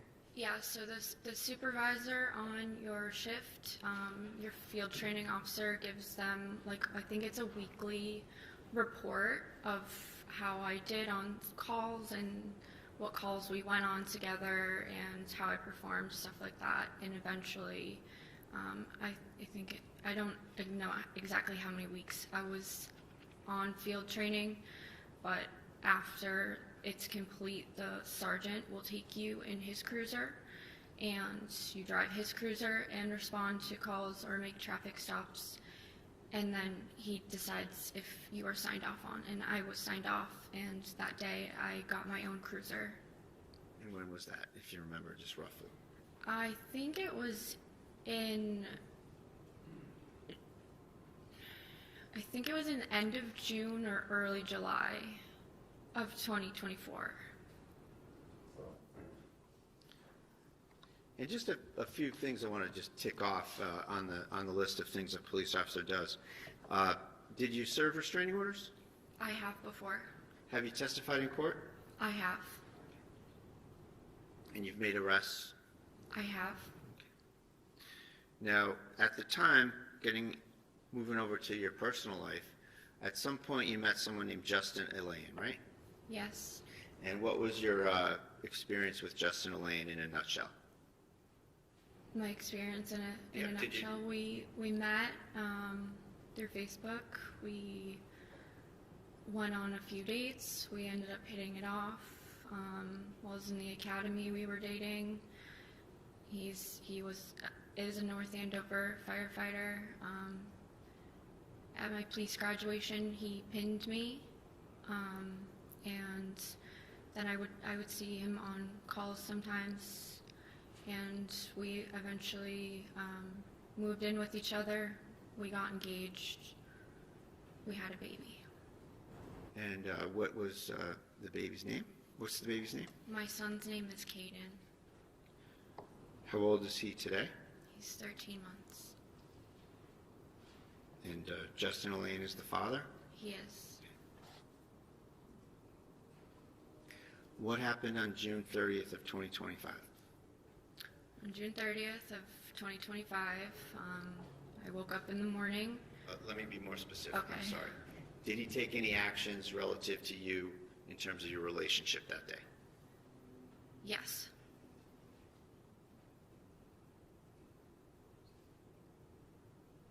And what did he do? He obtained a restraining order against me.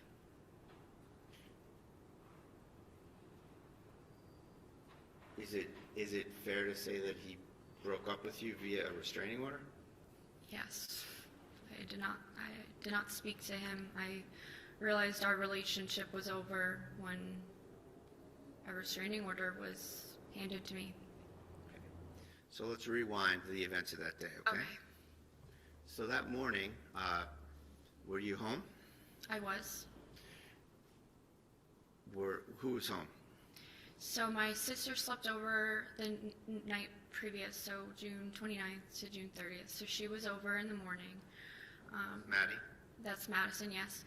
I was with my son. I had work at 1 p.m. I had to go to CPR training at 1 p.m. Okay. Now, had you been out of work for a while? I was, yes. All right. And when did you first go out of work? I worked up until I gave birth. Caden came 5 weeks early, so I wasn't expecting it, so I went out basically the day I gave birth to him. And his birthday is what? February 16th, 2025. Now, when you were seeking to go back to work, did you get cleared to go back to work in June of 2025? Yes. Did that entail going through certain trainings and getting reviewed and stuff? I did. What was the event on the 30th that you had to do to finish that off?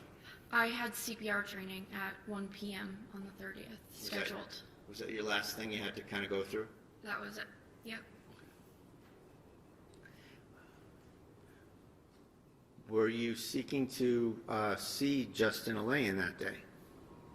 Yes, we had spoken through text and on the phone in the morning. I was asking if he would come home because he hadn't been home in days to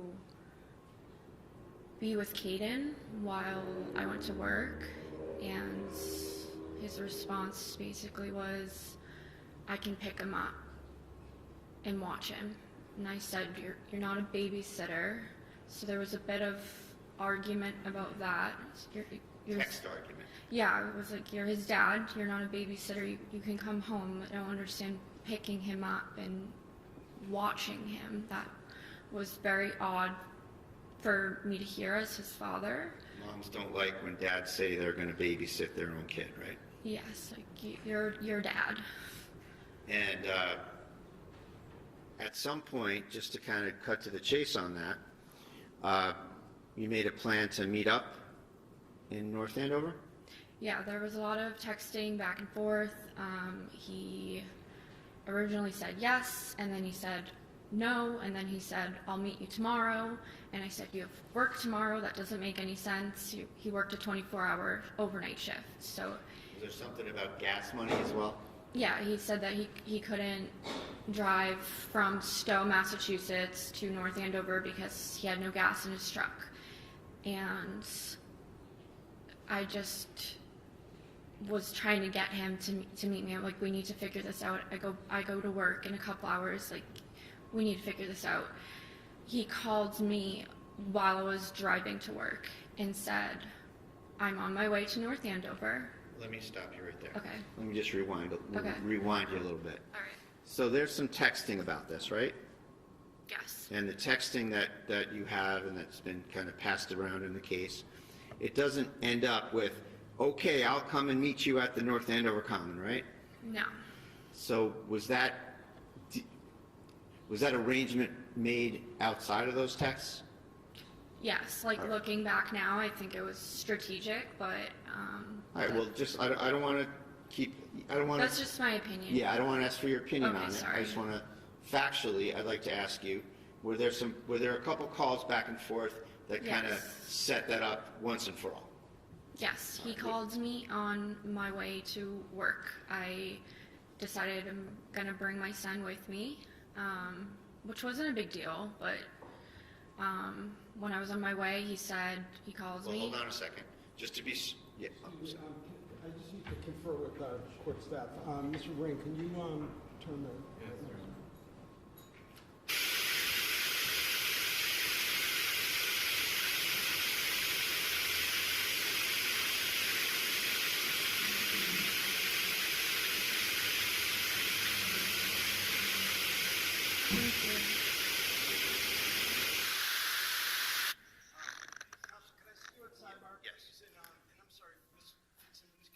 Of course, yes.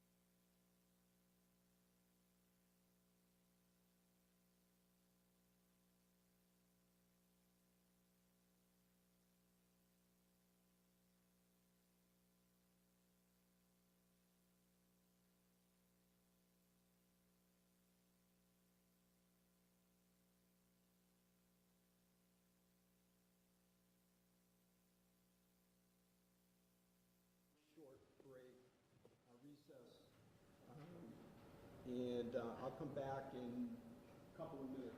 All rise.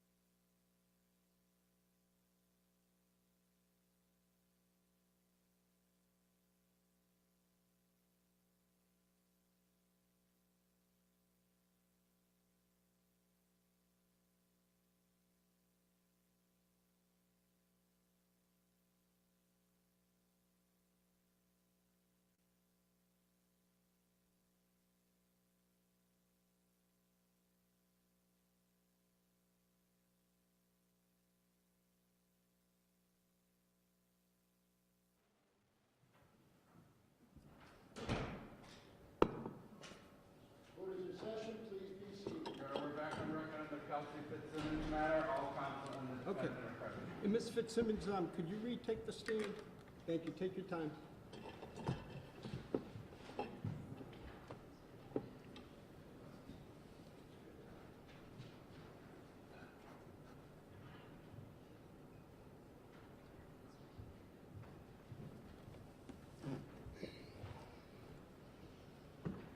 Thank you. And just again, pull yourself up to that mic. Yep.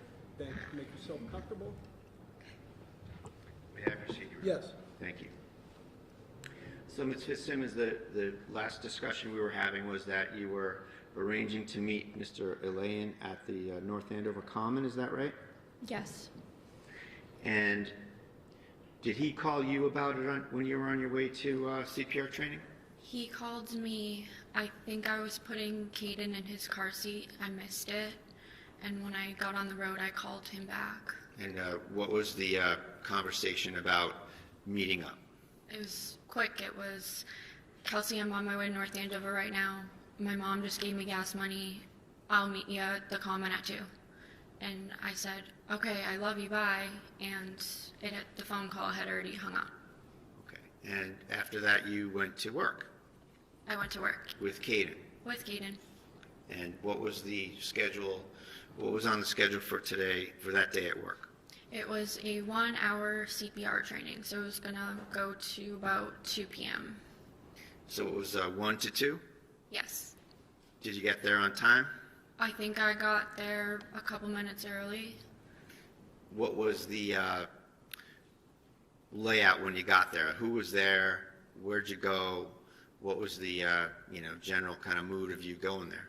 So, I knew it was going to be held in the community room. I was told prior that's where it was going to be held. So right when you walk through the officer's entrance of the police department, the community room is the first door on your right. So I just entered right through there. And you had your baby? I did. And it's fair to say this isn't a visit to the police department where you're in full uniform or anything, right? No, I was in a t-shirt. And that's because you're going to be training, working on, those rubber dummies that you train for CPR with, right? Yes. Okay. Who met you when you got to the police department? Who was there? Detective Gordon was conducting the training. I'm sorry, did you say Gordon with a G? Gordon, yeah, Gordon. And you saw him? Yes, he was conducting the CPR training. Did you see any other friend and colleague officers around that time period? I saw Lieutenant Domenico as well. And did you have a chat with him? We didn't really talk because I was in the middle of the training. It was just we waved to each other when he was walking out of the door. What happened with Caden while you were doing the training? I asked Detective Gordon if he wanted to hold him because I figured he hasn't held a baby in a long time. So it's kind of funny seeing guys that haven't held a baby in a long time and they're like, but Did he hold the baby? he did, yeah.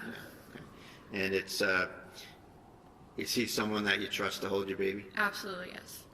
Do you let just anybody hold your baby? No, Detective Gordon was my drill instructor for my 6-month police academy. So I knew him more because of that. I saw him every day for 6 months. You trusted him? Yeah. And how did the training go? It went fine. Normal. Passed. How long did it take? It takes about an hour. What time did you finish? I think it was around 2 p.m. Who else did you see while you were at the station?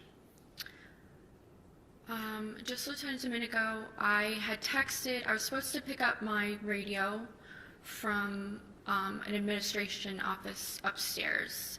And I had texted the person that was giving me the radio and said, I'm just going to grab it tomorrow because I was more focused on go to the park.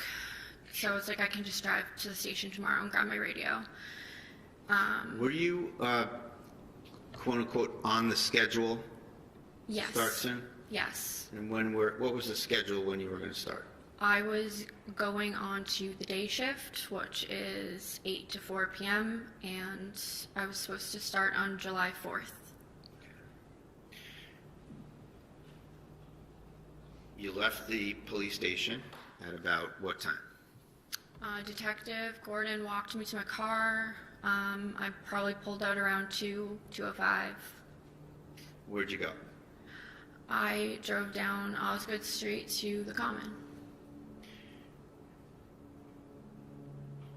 Who's this guy, Hunter Hassan? That was one of Justin and I's mutual friends that lives in the town of North Andover. Did you go by his house? Yes, so the only logical way to get to the Common from the police station is to take Osgood Street, which is what I did, and he lives on that street, so I had to drive by his house when I was on my way to the Common. Did you see anything at his house that surprised you? Yes. What did you see? When I drove by, I saw Justin's truck, and at first I thought nothing of it. I thought maybe he got into town before I got out of training and stopped in, like that would be normal. But then I started noticing other cars I recognized there as well. And whose cars were those? I saw my maid of honor's car, Katrina Caruso. I also saw people standing outside near his pool. I know I saw his sister, Courtney, Justin's sister, and I No, I saw Michelle Mitchell, which was another one of my bridesmaids. So I was like, what is going on right now? This meeting was not something that you knew about? No, I was supposed to be meeting Justin, and Justin was at our mutual friend's house with people, and I just was so thrown off. I was confused. Did you actually see Justin as part of those people you saw around his pool? I drove by quick. I saw a group of people. I recognized the trucks and the people I did definitively see, yes. I know Justin was there. From the truck? Yeah, from his truck. Okay. So in terms of your confusion, are you wondering if he's there or if he got a ride to the common or something like that? Why didn't you just stop there and say, hey, what are you doing? Well, because I was just driving by, and then I was like, well, that was weird. So I tried calling Justin, and then that's when it just communication stopped. No more, he was not answering my texts. He was not answering any more phone calls. I even went as far to text his friend Hunter and say, what is going on right now? And am I allowed to say what Hunter said back to me? So did he respond to you? He did, yes. Did it affect your state of mind about what was going on? No, it confused me even more because he said, oh, everyone's just meeting up for people who forgot things at the house from the bachelorette party that happened a couple of days prior. He said everyone was meeting there to pick up things that they forgot. And I was like, meeting in North Andover. And I was trying to make sense of it, and I was like... Did that add to your confusion? Yeah, because I was like, this person lives... Sorry. Your Honor, do you have a question? Yeah, I just, so who said this and how? I didn't catch. So I had texted when Justin had stopped answering me. Yeah. I texted his friend whose house he was at, and I knew he was there because I had to drive by from... This is Hunter? This is Okay, Hunter, all right. yes. Now I get it. Okay, yes. Okay. So I texted Hunter, and he told me everybody was meeting there to get things that they left at the bachelorette party. And it's like, that's, in my mind, that made me even more confused and didn't make sense because everybody lives here, there, why meet in North Andover? Let me stop you right there. So as a result of that kind of adding to your mindset, sounds like adding to your confusion, right? Confusion, yes. Did you stick to the plan to go meet him at the common, or did you divert somewhere else? No, I went to the common. Okay. And you got there what time? It was probably 2:10. And did you wait there with Caden? I did. And approximately how long did you wait, if you can remember? It was at least an hour. It could have been more. Did you ever show up? He never showed up. What time did you make a decision to get out of there at some point? Yeah, well, I was receiving other phone calls, which were adding to my confusion. Not what was said, but from whom?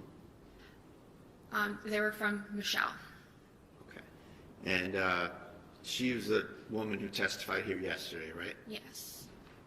And she indicated that she was trying to meet up with you, and you were... To get coffee. And you were trying to focus on I said, meeting with Justin. Trying to meet Justin. Okay. I love you, I'll call you later. Trying to meet my fiance at the park. To Michelle, you said that? Yes. Okay.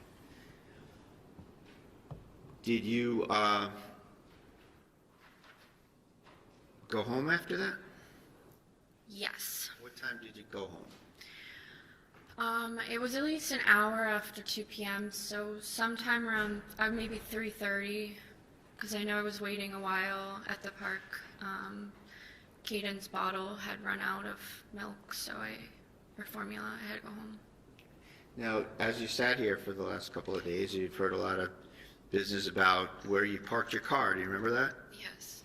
So you didn't park in your driveway, right? No. And you're adjacent to a school at 125 Phillips Brooks Road, right? My neighbor to my right is And school. I should say for the record, your home is 125 Phillips Brooks Road. That's my home. Single family house in North Andover, right next to what school? The Atkinson Elementary School. And there's a big parking lot next to your fence line? Yes. All right. And when you came back from the common, you parked in there. Yes, Why did you park in there? because I didn't know what was going on. I knew something was going on. I first have my fiance just not showing up to meet me and not talking to me anymore. And then somebody that doesn't know I saw them trying to call me, and they're trying to meet up with me. I'm trying to meet up with Justin. And a bunch of other people were there that didn't make sense. And I thought they were going to come to my house or something. So I didn't want anyone to know I was home. So I just parked at the school. Okay. Did this have anything to do with the North Andover Police Department? It had nothing to do with the North Andover Police Department. So you parked at the school, and as a young new mom, you probably had a lot of stuff you had to carry. I had his diaper bag, I had him in his little carrier, and I think I had my phone in my hands and my house keys. And you walked around and you went to your door. Yeah, it was genuinely a 60-second walk Okay. to my car to my house. Sure. From my car to my house. And you went into that porch door that we've seen on the video here. Yeah, and my there, right? front door, it leads to a porch. And then you got up on the porch and you make a left into another door into the house, right? Yep. Okay. What happened when you first got home? What did you do? I made Kaden a bottle. I called my mom. I asked my mom if she would come over because it was like, what do I do? Like, what's going on? So you wanted some support from mom. Yeah, so like advice. My mom's my best friend. I knew she'd come over and maybe like have a different. Figure this out. Yeah. Sorry, I'll withdraw that, Judge. I'm just trying to move on. What was your? Mr. Brado, I'm sorry. I assume the objection is for leading? Repeatedly, yes. Okay. All right, yeah, if you can just stay away from leading, thank you. What was your state of mind about having mom come over? I was sad. I was really confused, and I wanted her advice. How far away does your mother live? She lives in Methuen, so it was her house is about 7 to 8 minutes away, but I think she was on her way home from work at the time, and she has to drive right by my house, or my old house. How was Caden at the common and then getting home? How was he behaving in terms of fussiness, or was he okay, or sleeping, or quiet, or what? I ran out of his bottle while at the common. I thought I'd brought enough. I think if our plans played out, I would have had enough for taking a walk in the common. But because I was waiting for so long, I ran out of his bottle and he started crying. I drove right home. And then at home you made another bottle and started to give him the bottle? Yes, feed him. Okay. What time did your mother get there? Approximately. Like maybe 5 to 10 minutes after I got home. And you did you visit with your mom for a while and consult with her on the situation? Yeah, we sat on my couch while I fed Kaden. She did my house was messy, so she was just trying to pick up around the house a little bit for me. We were just talking. Okay. And did she leave at some point? She did. When was that? Probably had her over for about an hour. So maybe 5 o'clock she left.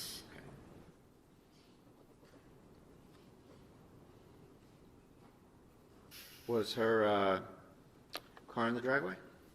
Hers was, yes. And obviously she got in the car and left in her car. Yeah, I told her that I was going to be packing and probably going camping with my son, which is normal for me. My family owns land. We call it our happy place. I've been going there since I was a baby, so I was going to go there to clear my mind since Justin wasn't going to meet up with me. I just figured I don't have work till the 4th, so that's what I'm going to do. And The idea of sitting around, just, Sustain. I just didn't. No, I'm Oh, sorry. sorry. Objections, was sustained. Oh. So, next question.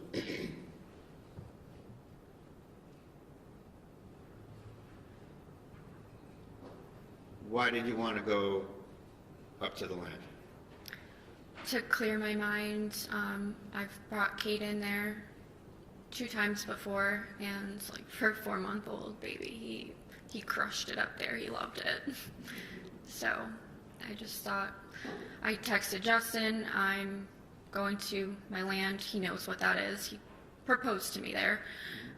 He knows I call it my happy place, and I told him I'll send you pictures when I get service, and I love you because there's not good service up there. And that was the last thing I ever said to Justin. When your mom pulled out of the driveway, did you get a visit from the North Andover Police? I heard someone knocking on my front door when I walked up to the porch. How long after your mom left did the police knock on your door? I know now approximately 3 minutes. And what were you able to do to figure it out pretty well? My home has a lot of surveillance. My dad owns a security company, so my home had a lot of surveillance outside, so I was just curious, like, how long was it after my mom left that the police came? And I believe it was about 3 minutes approximately.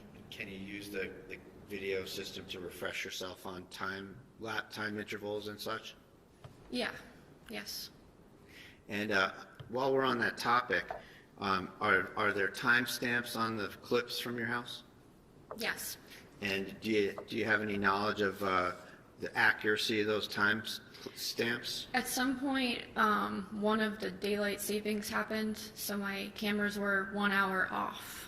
And how off? Like which way off were they? Like if it said it was 5 o'clock, it was actually 4 o'clock. Okay, so it's an hour ahead. Okay. So, Hour ahead. All right. So in terms of any clips that come from your house, does the timestamp show hour ahead? Yes. Okay. So, are you referring to what's in evidence? Yes. Okay, all of those video clips? Yes, Your Honor. So, just want to make sure, did we say that right, that the clips are an hour ahead, or is the actual clip an hour behind? I have to think about this, I'm sorry. It's okay, we can come back to it later. I do that all the time, that's okay. How long after your mother left did you hear a knock on the door? Like 3 to 5 minutes. Where were you when you heard the knock? I was sitting on the couch feeding Kaden in my living room. What did you do when you heard the knock? I put the bottle on the coffee table. I got up with Kaden in my arms, and I opened up the door. You walked out on the porch and... I walked out on the porch, so there's like 2 doors. My front door leads to a porched-in area. Walked out onto the porch and opened up the front door for 3 police officers. And who were they? It was Lieutenant Daly, Officer Noonan, and Officer Houston. And Lieutenant, let's just go through each of them real quick for a second. Okay. Lieutenant Daly you talked about in terms of training and hiring and all that, right? Yes. And what about Officer Noonan? What was your relationship at the time with Officer Noonan? He had transferred after I had already started. We were on the same shift for a brief time. On one of our shifts, there was a really horrible call. So we'll get to that, but just Okay. generally in terms of your relationship. That's just like how our relationship kind of even started. That's why I brought it up. That's how we became like texting each other and kind of more than just like, you're just my coworker and I never talk to you, to we've had conversations and talked about personal things. Did you think well of him? Yes, And to your knowledge, did he think well of you? I think so. So now you mentioned a particular call. Yes. And just so we don't have to dwell all over it, it's a call that involves a murder, suicide, and the murder victim is a young baby, right? Yes. And when was that call? It was in August of 2024. Was that response just you and him? I believe I was the first officer in with Officer Cuevas, and then Officer Noonan came. It was like pretty much when something like that comes over the radio, everybody starts heading there. But the call was in my sector, so the sector I was assigned to that night. So I was the closest with Officer Cuevas. So we walked in together. Okay. And just to encapsulate it, the call involved administering first aid, and it was a difficult call. Yeah. And that's kind of the source of when you sort of broke the ice with Officer Noonan? Yeah, we stood outside of the scene for a long time, all of us, everybody who was on that call, and we talked, and then the chief had asked us to, we were like out of commission for the night. Other officers came in and filled in for us, and we had like a meeting debrief in the chief's office. He had pizza delivered. Okay. And just in general, fast forwarding all the way to June 30th of 25, did you ever have any problems or issues with Officer Noonan? No. Did he ever, to your knowledge, did he ever have any problems or issues with you? No. So there's Noonan. And then who's the third officer there? Officer Houston. And we saw him testify here as well today, yesterday, right? Yes. And what was your relationship with Officer Noonan?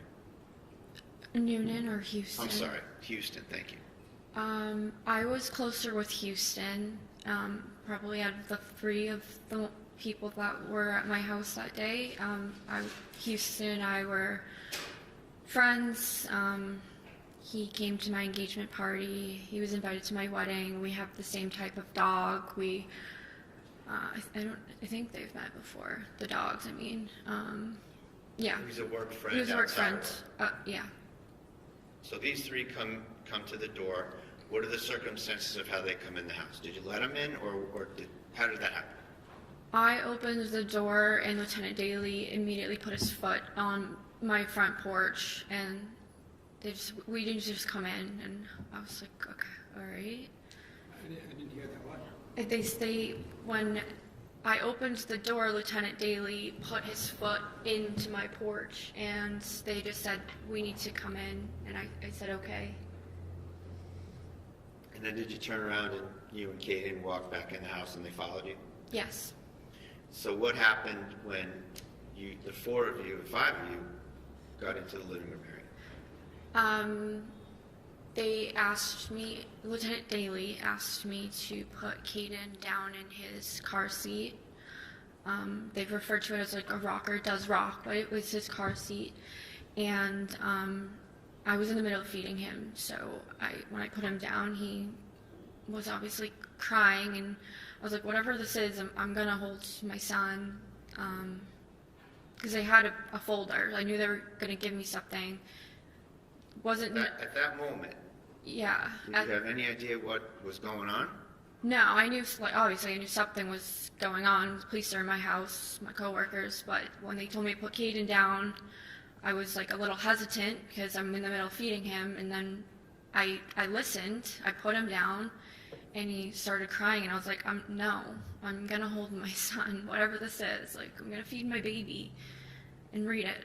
So I picked Kaden back up, and I had him on my lap while I opened the envelope, and that's when Lieutenant Daly said, Justin filed a restraining order against you. Okay, so you're trying to read it and he's talking to you and the baby's crying? Nope, baby you're isn't feeding crying him. anymore. I picked him up, and I'm feeding him. What did Daly say to you about the situation? I asked a lot of questions, like, why? I was supposed to meet him at the park, like, a couple hours ago. I'm confused. He said he didn't know anything, and I said, do you have the affidavit so I can read what I'm being accused of? And they didn't, and they said they didn't know the details, and he said that Caden was on it as well, and Did that affect your state of mind? yes, How so? I knew in that moment I was going to have to hand my 4-month-old to a police officer to be brought out of my house. How did that make you feel? I don't know if there's a word. Sad. Were you able to have a minute or two to kind of comprehend it, or did something else immediately happen? I comprehended it. I was asked to pack a bag for Caden for about 2 weeks. Who asked you that? Lieutenant Daly said the court the court date was in 14 days, so he said pack enough for 2 weeks. And He said that to you? yes, Okay. So you didn't take it upon yourself to want to do that?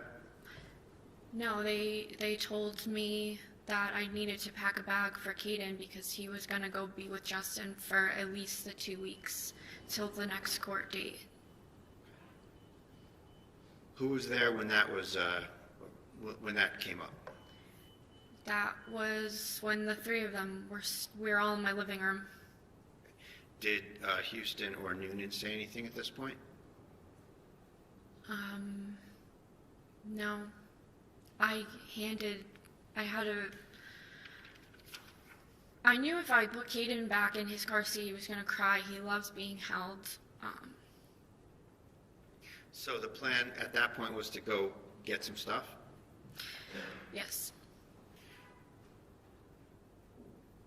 So you had to put Caden somewhere. Yes. And what did you do? I handed Caden to Officer Noonan. Why'd you give him to Officer Noonan? I could say I trusted all of them. But I knew Officer Noonan I know Officer Houston has no kids, and I knew Daly seemed like preoccupied, and I knew Noonan had kids. So I guess that's probably what went through my mind, but it really wasn't that much of a thought. I just knew I had to have someone hold him because I didn't want him screaming in his car seat on the ground. Was he someone that you trusted to do that? Yes. What happened when you handed your baby to Officer Noonan? He took Caden from my arms. And what about the bottle? What happened with the bottle? He took the bottle as well. And what did he do with respect to the bottle and Caden? He was trying to feed him.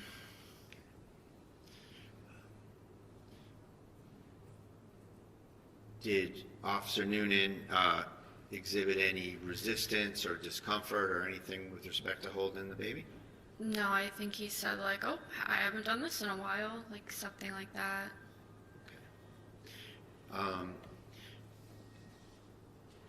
What was your intention at that point to do? I had to pack his bags. And are you, as you're starting to go figure that out in terms of luggage, what do you need, where's he going, etc., are you having kind of an unfolding thought process, if you will?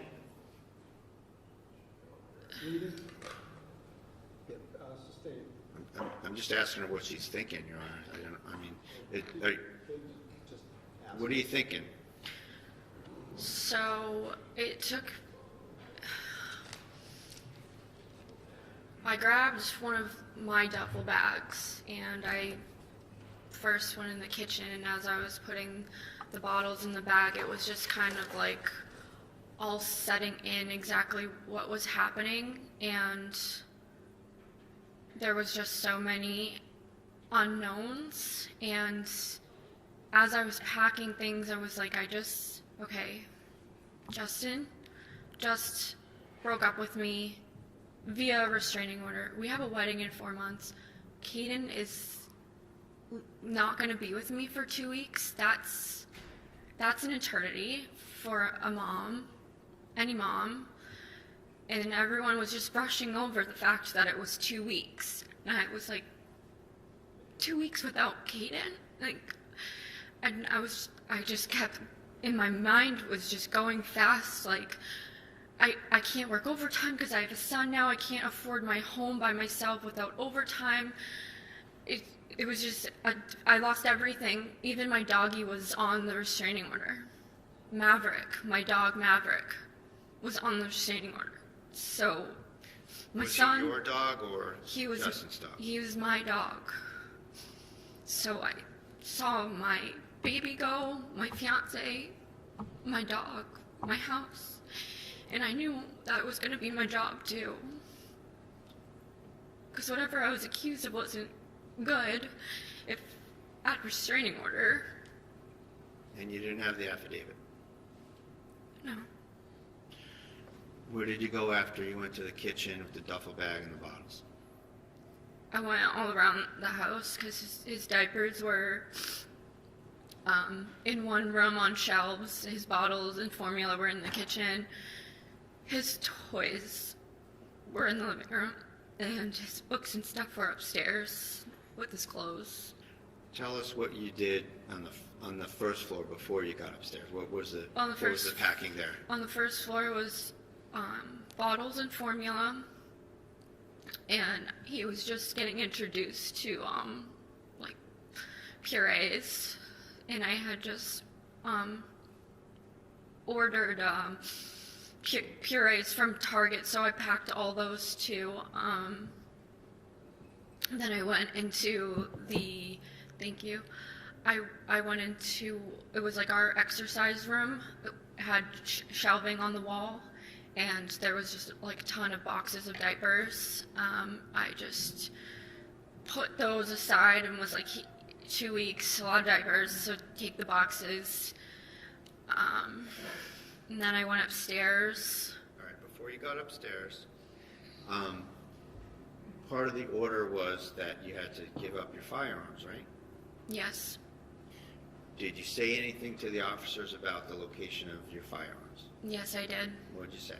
I told them that they were in the basement. Was that true? No, Why did you tell them that? because I didn't want them to take them away. Why not?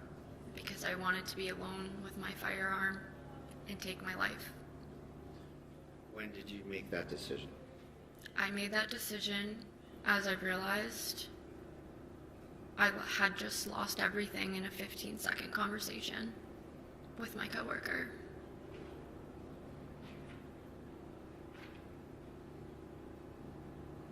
Where were your firearms? They were upstairs in a green safe In your bedroom? in my bedroom.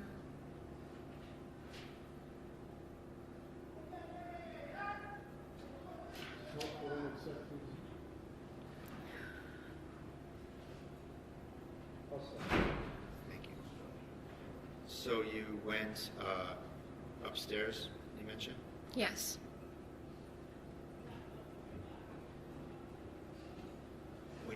What was your state of mind at that point, whether or not Justin was coming over or not? I didn't think Justin was coming over. I knew that Kaden was going to Justin, but I would never think Justin was coming over. Why not? That's just not like normal practice to put a plaintiff and defendant in the same room intentionally. Usually you're doing the opposite as police officers, so I didn't think Justin was in the house. And the opposite being what? What's the opposite of what they did here? They let Justin in my house. So what's the normal procedure? Normal procedure is to separate people. It's like the first thing you do on any call where there's any sort of argument. You separate. Now, you've served restraining orders, you mentioned, right? Yes.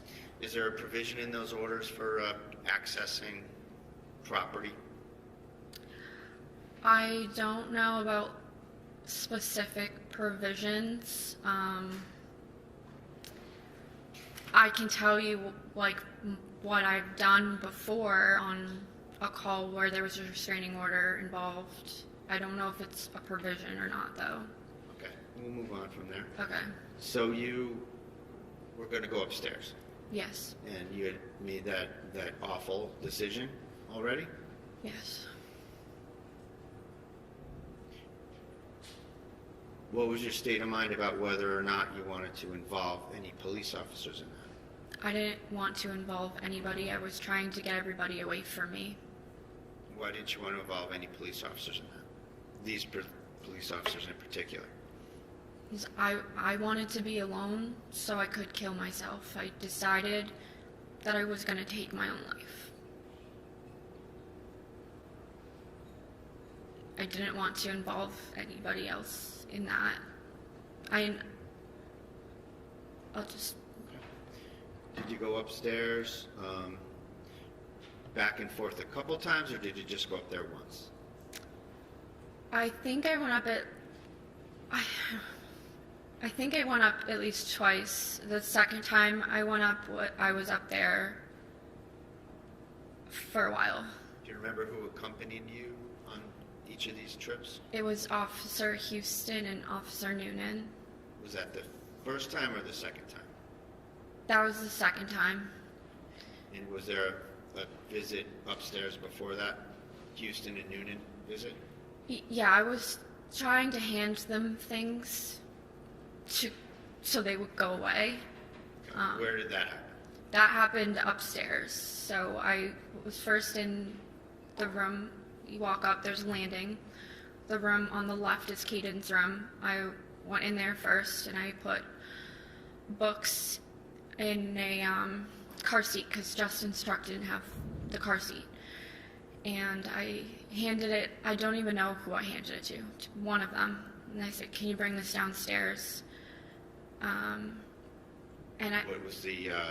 What happened after you said that?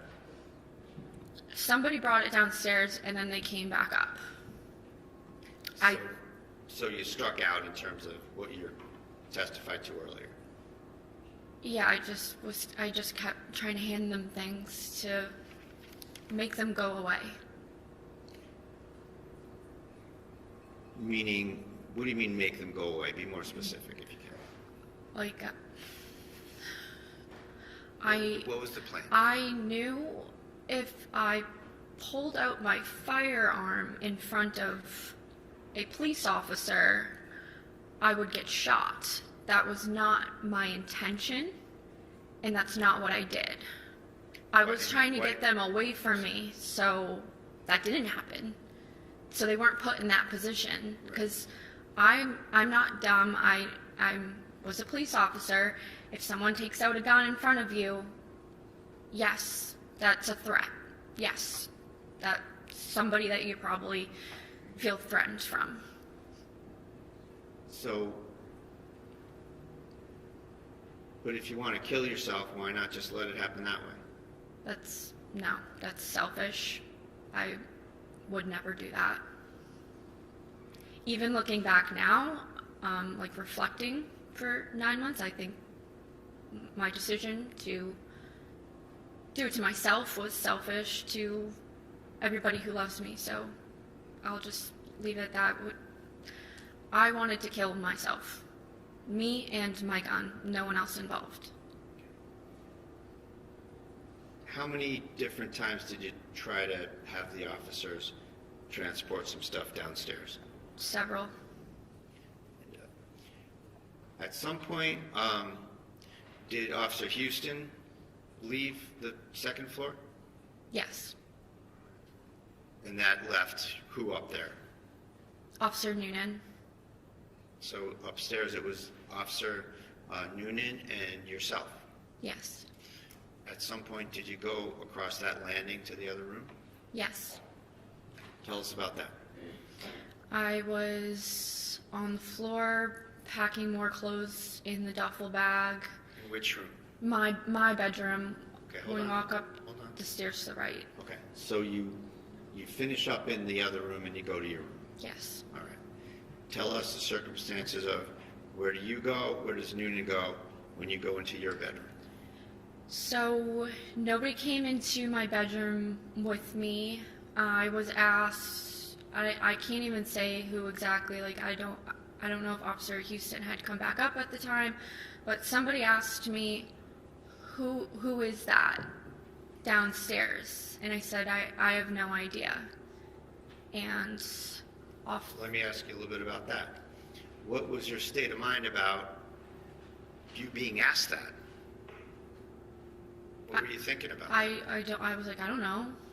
Did you hear anybody come in? No, but they did. Because they were on the landing, they would be able to. I was like more into my bedroom than them. So I was like, I have no idea who's here. Shouldn't you guys know? Okay. What happened next? Officer Houston walked down the stairs first. Officer Noonan followed him down several steps. Did that give you a chance to do anything? That was, I knew, my only chance to be alone with my firearm.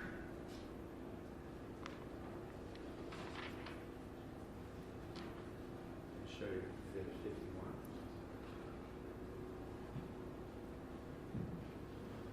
What's shown in Exhibit 51? That's my bedroom. That's the room on the top of the landing to the right. Where's the photographer standing in this picture? He's standing in the doorway. When you went to go get that firearm, was there anyone in your view in that landing? No. Was this after you saw Noonan depart? Yes. His back was turned towards me. He was following Officer Houston downstairs. Did he stay that way, or did he disappear from that scene? Well, he must have turned around at some point and walked back up the stairs because... You know how when you're near somebody that's going up and down stairs, you can hear going up and down stairs. Did you hear any particular number of steps? No, I'm certain I heard him and saw him walk down several steps. Okay. And how did that affect your state of mind at that very instant? I knew that was my moment. To do what? Kill myself. What did you do? So that shoebox was not on top of the green safe. At the time you were doing this? At the time, yeah. There was nothing on top of the safe. All right. And you're referring, for the record, there's a orange-lined box in the picture? Yeah, it looks like... Is that what you're talking about? It looks like a shoebox, yeah. Yes. Yeah, Mr. Brad, can you just give me a moment to catch Sure. up? Absolutely.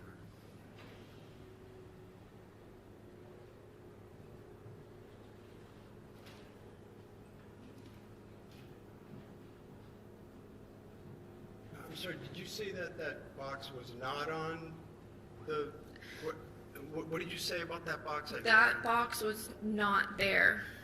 The top of that chest, I'm calling it a safe. It's a chest that locks. That's where I kept my firearms. The top of it, nothing was on it. So whatever was placed there after, that was not there before. Thank you. Ready to go, John? Yes. What about the chair? Is that how the chair was? The chair was turned the other way, because that was the chair I had rockgated in. That was not facing that way. The back of the chair was up against the wall, I guess. So it's kind of like as you'd expect it to be in the room. Yeah, I would need to pivot like this to be right. So it was probably moved. My room is small. Okay. And to get at your guns in there, you kind of have to flip up the top of that chest? Yes.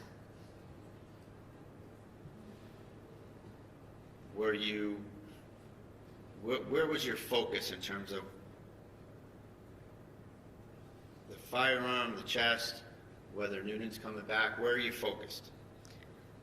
I was just like, hurry up before somebody comes back. And what did you do? I grabbed the gun out of the chest. I put it up to my chest here. So what was going on with you putting it up to your chest? What was that all about? What do you mean when you say you put it up to, Like, you, I just- you made a motion to your stomach area, right? Yeah, like I just grabbed it quickly.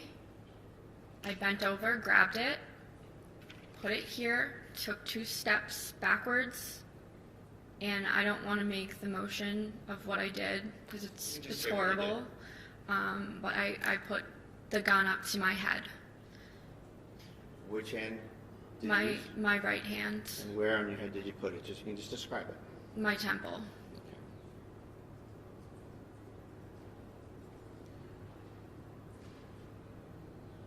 Was Noonan in the door frame by now? Not yet. He had just walked in, like when I pulled the trigger on myself, with the gun pointing towards my head. What happened when you pulled the trigger? He said, "Kelsey, no. Kelsey, no." I pulled the trigger. I'm sorry, but I said, "Fuck." What happened next? I got shot. How long after you said that did you get shot? I don't even think I got to the K in the word before I was shot. What'd that feel like? What part? Getting shot in the chest. Hurt? Did the force of that bullet knock you in any particular direction? It knocked me backwards.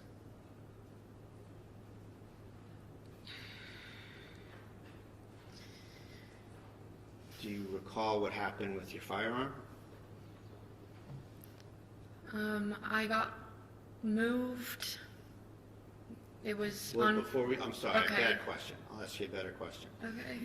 Right at that point, as you're shot and you're flying back or falling back, or whatever you want to call it, can you remember what happened with your firearm? It fell out of my hands. It was to my head, and it fell out of my hand. And I fell on the ground, and the firearm fell on the ground. A couple of questions before we move on. At any point when you were doing that, when you had the firearm up to your head,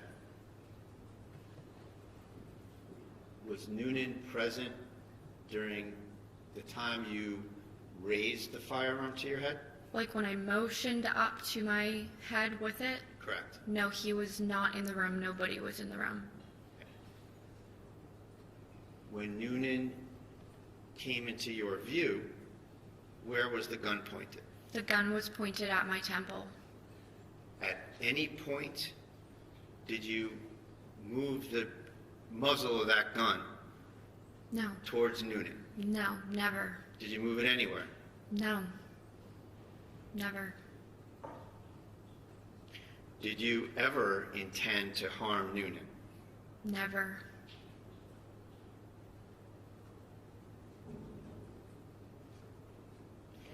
What did you know about Noonan's kind of personal circumstances in your time getting to know him? He was like, so he was a cop for a long time, and I was considered like a rookie. And like after, I had like a few really bad calls in a row, and everybody kind of knew it. And the senior guys would like check in on me and give me advice, and he was one of those people. And he told me his own personal experience with like calls and how to handle them when they're bad. So, what was his family situation? I've met his wife. I knew he had a son just by like talking. Did you want to involve him in your tragedy? I didn't want to involve anybody. I wanted to take my own life. I never pointed the gun at a fellow police officer. It never happened. When you went onto the ground, what did Noonan do after he shot you? I thought he walked away, and Lieutenant Daly came over to me, and then I think Noonan walked back over to me, and like I couldn't say anything, really, but I couldn't breathe, and I think I was just like, why did you do that? I'm like, it hurts, and then I just wasn't able. Say that? I said, why? Like, why? And he was holding my hand. Officer Noonan was holding my hand. And I said, why? I was so confused. Why? Where was Daly?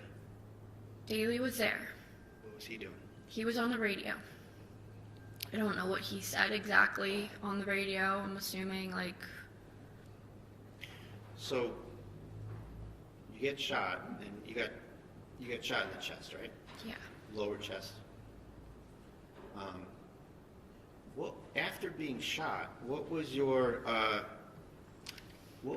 did that affect your ability, I sound like a lawyer, but how did that affect your ability to perceive things and recollect things? I went into, like, a huge adrenaline shock.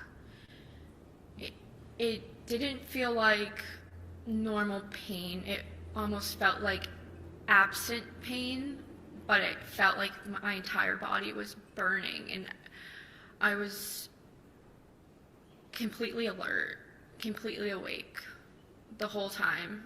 I was speaking as much as I could. My lung was punctured, so that's why I was having trouble breathing, but other than that, I was very alert and aware of my surroundings. Where were you laying in the room? I was laying between my bed and the wall where the air conditioner is. Were your legs parallel to the foot of the bed or somewhere else? I think so. Yeah, I think that they were. Were you bleeding? Yes.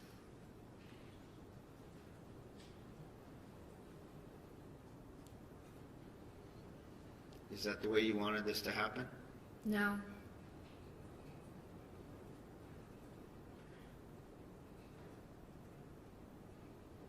What do you remember next? The fire department got there fast. It felt really fast. They put me in like a bag. A sack? And like they were all tall guys, and I knew that my ceiling, you would bump your head if you're over like 5'10". So when they were carrying me down, I said, watch your heads. And they brought me outside, and I think when I was still in my house, one of the firefighters was trying to put oxygen on my face, and I was taking it off and just saying, I want to die, I want to die, I want to die. Did you make any apologies at any point? I think I said, I'm sorry, I tried to kill myself, I want to die.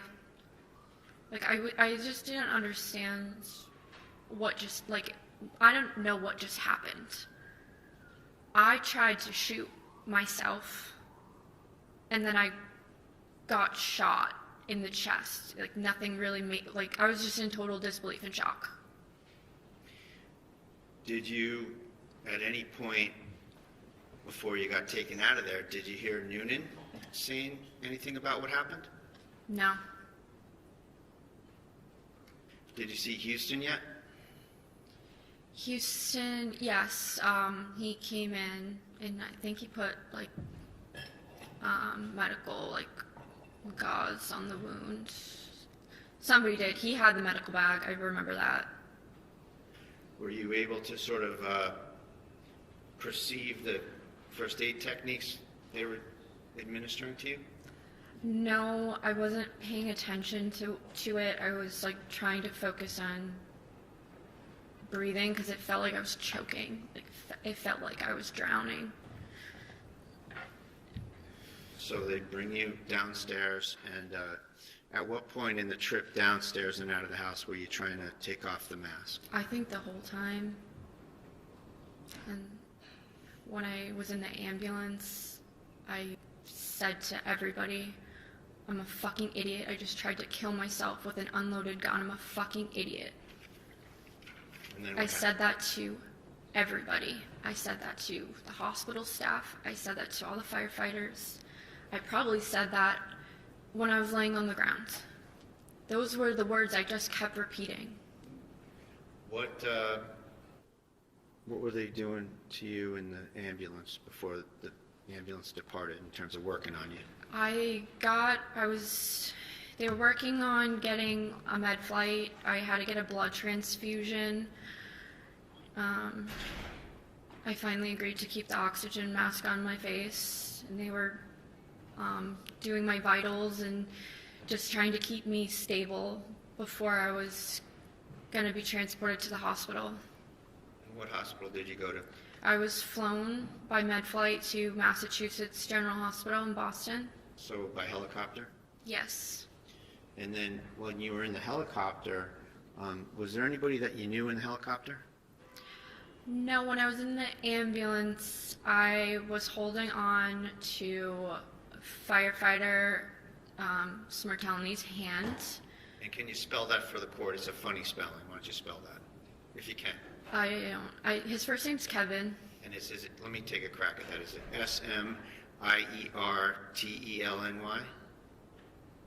Yeah, I think you're right. Okay. And did he go in the helicopter? No, he was holding my hand the whole time I was in the ambulance and comforting me, and I asked if he could go in the helicopter. I didn't want to let go of his hand. I asked, can you come in the helicopter with me? And he said, I can't, no one can. Okay. So you get in the helicopter, you're getting transported to Mass General, is it? Yes. Now, was there another problem with the oxygen in the helicopter? It either ran out or it shut off, and when you're in a med flight, you're laying down and there's a person flying the helicopter next to you, and I just tapped him and gestured. I felt like I was drowning again. Felt like I was choking I couldn't get a breath. So I just told him, I couldn't talk, but I gestured to the oxygen that was above me. It wasn't working. I think they had switched the tank or something, or turned it back on. Something happened, but my oxygen got shut off in the helicopter, and they had to fix it. Was that indicative of maybe some kind of a change of heart about whether you wanted to die? Yeah, I think so. It's hard to say in those exact moments because it took a lot of healing from the moment I decided to make a suicide attempt to now to be healed mentally. So I don't know what my exact thoughts were in that moment, but I know when I got to the hospital, I said, I'm a fucking idiot. I tried to kill myself with an unloaded gun. How could I be so stupid? What was the length of time that you were at Mass General? The length from when I was admitted to discharge, it was 53 days. And how many operations have you had? I've had 5. And what were the kind of the main issues that Objection to the relevance at this point. Relevance? Just the circumstances, Your Honor, of what happened to her. Sustained. May I have a moment, please, Your Honor? Yes. Take your time.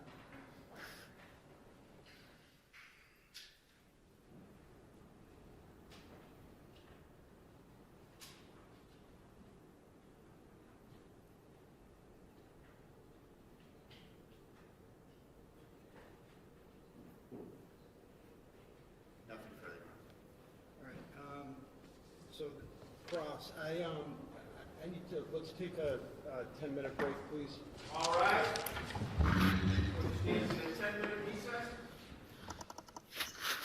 Please exit quietly if you're going to exit. Thank you.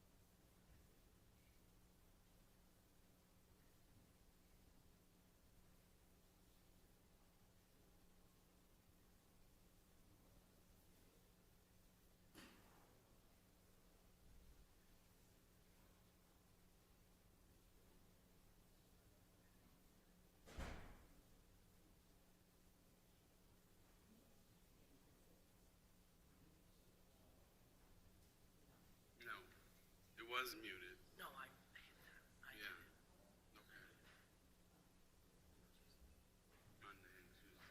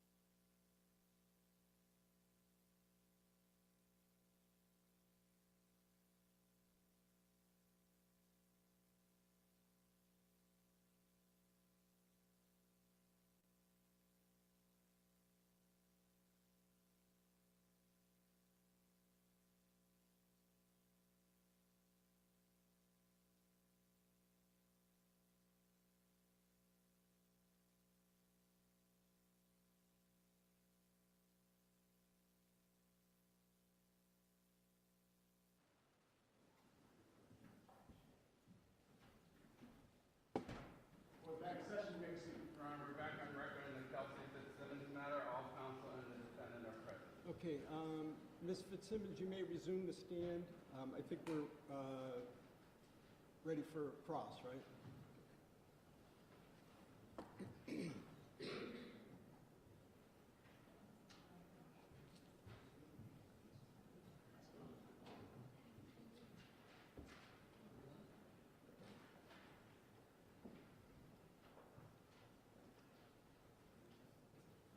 Yes. You know as your time as a police officer that domestic calls are the most dangerous. True? Yeah, that could be true. It could be true. They're the most dangerous, right? That's where. I go into every call thinking it could be dangerous, but I guess domestics are. If that's a fact, then yeah, sure. Okay. Can you just keep your voice up? Yes, sorry. That's okay. Sure. Well, okay, we'll step back and we'll go with your point. Every call is dangerous, right? It could be. Sure. Well, you have to treat it that way. Yes. Right? Because you don't know what you're walking into. Yeah. Domestic calls, like we just talked about, can be especially dangerous because you're dealing with people who are sometimes highly emotional. Right. Okay? That's why you always separate when you get to a scene. And we'll get to that, okay? And I agree with you that you need to keep people apart. Right. You also need to. Excuse me one moment. Yeah, you're going to need to ask closer, cross closer to the mic. Okay. Thank you.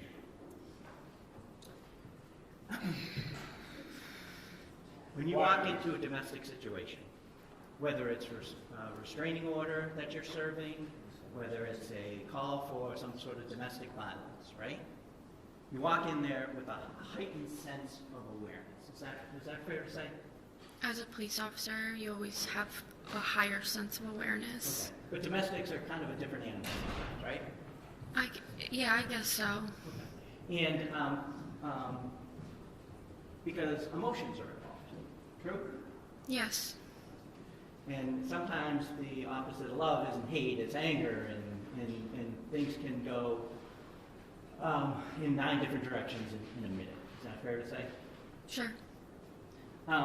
When you're dealing with someone who you know has a mental health past, it can be even more volatile, correct? Volatile. Yes. I wouldn't use that word as it pertains to mental health, sir, respectfully. There is as a police officer, there is a heightened sense of awareness, right? You're taking all the information in. In every call, yes, Sure. yeah. Well, domestic violence call in particular. You don't agree with me? No, I do. I agree with you on every call. A heightened sense of awareness is key to being a police officer. So domestic, car accident, anything. We go to work in a bulletproof vest. Exactly, that's my point. Yeah, we have And so, to. When you go to a domestic call, you try to separate people, right? Yes. Because if they come together or you can see each other sometimes, bad things can happen. Right? Yes. And so when you walk into a domestic violence situation, or any situation, right? Your first order of business is to keep everybody safe. Fair to say? Yes. The people who called, right? Yes. Yourself. Yes. If you have a partner, your partner. Yep, the other officers, yep. If there are family members there, you want to keep them safe. True? Yes, police officer, your job is to keep everyone, including yourself, safe. If there are children, you want to keep them safe. Everybody. Okay. So, and if you think there are guns in the house, that is a particularly serious concern for you also, right? Yes. For your safety, Yes. for your partner's safety, Yes. for the children's safety, for everybody, right? For everybody. And you know that, correct? I know that. And so you know when you walk into a scene, when you think there may be some mental health issues, that there may be some weapons, that you don't take your eyes off anybody, correct? Yes. Okay. So you don't let someone walk into a room by themselves, right? You shouldn't know. You should have, and I think with Officer Houston, you should be in their pocket, right? I'm not familiar with that phrase. Did he say that? He did. Okay. Well, if you're not familiar, you should be right near him, right? Yes. Because at any point, someone could grab a weapon, True. use a weapon, True. and especially when there's a heightened sense of volatility on some of these calls, right? Yes. And you know that as a police officer, correct? Yes. And that's just kind of common sense anyway, right? Yes. And you've been trained on that. Yes. And so you don't take your eyes off any of the parties, true? True. Right. You don't leave them alone. True. That's what you're trained to do, that's what you're supposed to do, and that's pretty much common sense of what you do. That's what you're supposed to do, yes. Right, okay. We agree on that. We do. Now, if there is you are a police officer, so you know other divisions of the forces, correct? Like SWAT. You understand what SWAT is, right? I was a very new police officer. I was only on for about 2 years. I'm not familiar with SWAT. I know it a little bit. Okay, so we'll talk about what you know. Okay. SWAT is like a special weapons tactical team. You know Yeah, that, right? so I know that. I don't know exactly what their job functions are or what they do. You do understand that they respond to highly volatile situations that are dangerous, true? Yes. If there is a weapon involved, somebody's barricaded, there's an active shooter, they respond. Yeah, correct? they go to everything that's bad. Okay. Because they're highly trained to deal with those situations, true? True. Okay. They're the ones who see guns all the time, see violence all the time, and have to react to a weapon. True? True. Okay. Because not every call involves a weapon. Some of them are, like you said, car accidents. True? Every call is very different. Yeah. And so, but those guys are trained and picked because they deal with that stuff well. True?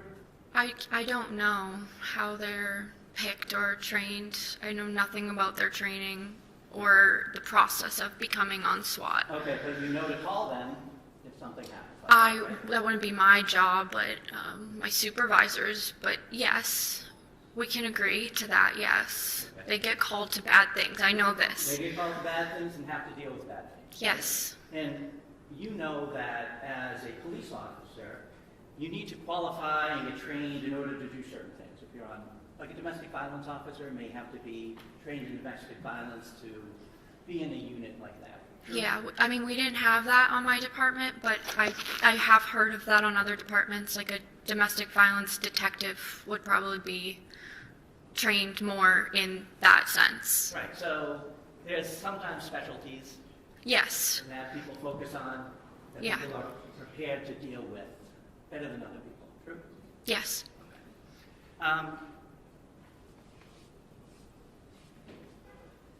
Officer Noonan was on the SWAT team. You know him, right? You know that. I know that now. Okay. You knew he started in Andover. That's where he began his career. I knew he started in North Andover. Sorry, North Andover. And then he went to Lawrence. Yes. And Lawrence is really a different atmosphere than North Andover. You agree with me there? Yes. North Andover. North Andover does get the flood in of Lawrence, Sure, though. there's some crossover. Yes. Right, but you know what that crossover is. Yes. True? True. It's, and not to disparage any community, right? But Lawrence has more guns than North Andover. I think so. I don't know off personal knowledge, but I would assume. Okay. They have more gangs. Yes, that I do know, yes. They have more drugs. Yes. They have more violence. Yes. They have more need for people who can deal with that stuff, correct? Yes. Okay. And you know that Officer Noonan worked in Lawrence for years. I did know that, yes. Okay, you did know that, right? Yeah, I did. And then he came back. Did you say you were on the job or not on the job when he came back? I was already on the job when he came back. Okay. And you know he came back from Lawrence, right? And when he came back from Lawrence, it was really, he was the most experienced person on the force at this point, right? From what he had been through? I didn't know his experiences. Okay, you knew that he was... I honestly thought I looked at my lieutenants as that Well, for me. Officer Noonan, back when you were on the job, you looked up to him.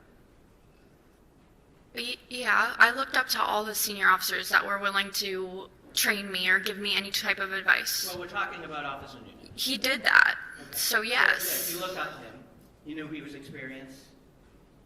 Correct. Yes. You knew he was a by-the-book kind of guy, that he was going to teach you well. Yes. You went to him for that. I went to him for advice. Right. And you went to him for advice because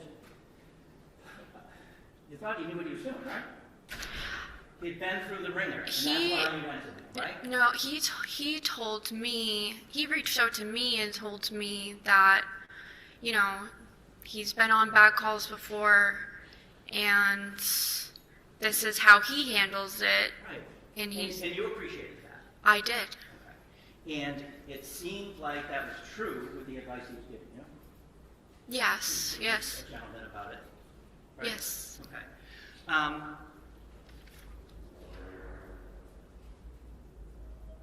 Justin's a different story in your life, correct? Justin,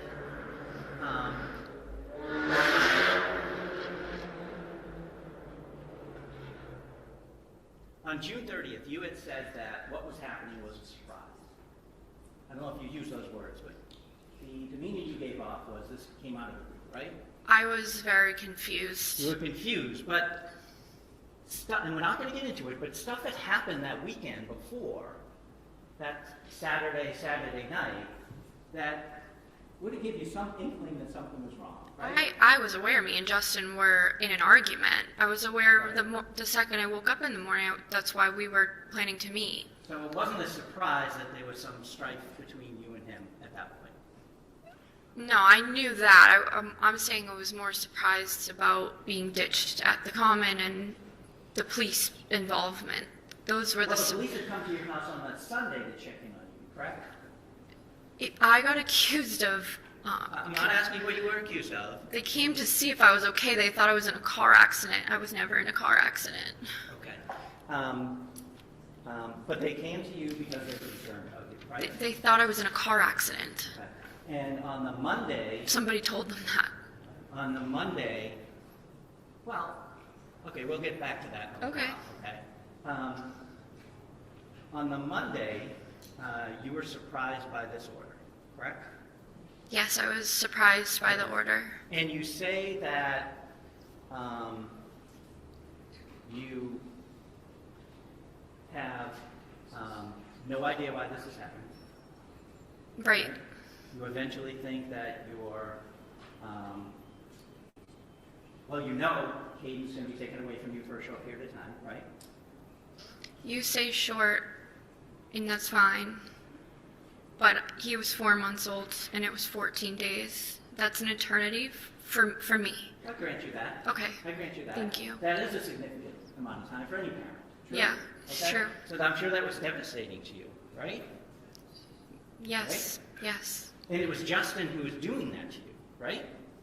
It wasn't the police. No, right. It was Justin who went to court, who said, I should have custody of that child, correct? Correct. And so that's who is doing these things to you, right? Yes. So that's who your anger was focused on, right? I mean, I don't even know if I got to the point of grieving, of anger yet. I don't think I was there yet. But if any of my emotions were directed towards somebody, it would be Justin. Sure. Yes. Because you felt betrayed. I did. And you knew he was going to get taken. I knew that I had to give Caden to the police, for the police to give Caden to Justin. You know the police don't take custody of children, right? I don't know that. Well, as your time as a police officer, have you ever actually taken custody of a child and left? I have.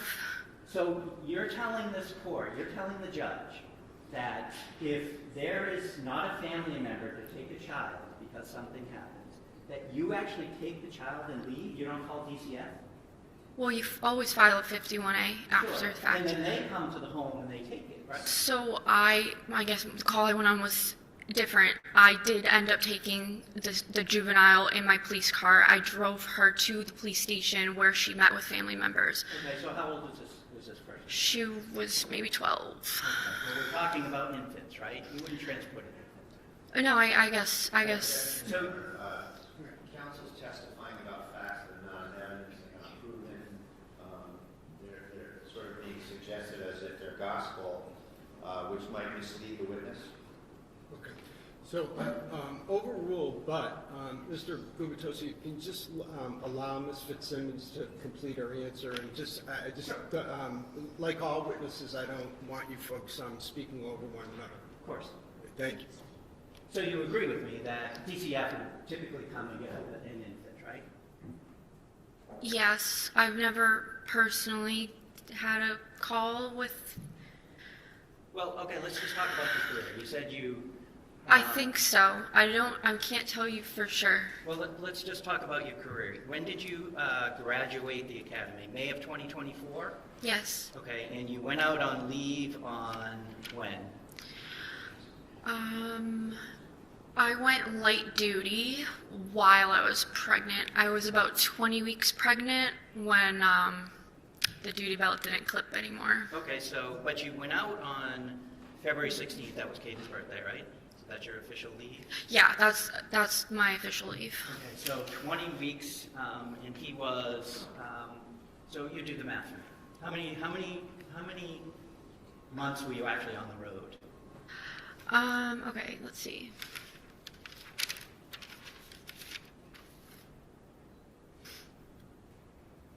So like 7 months, and then I was late duty.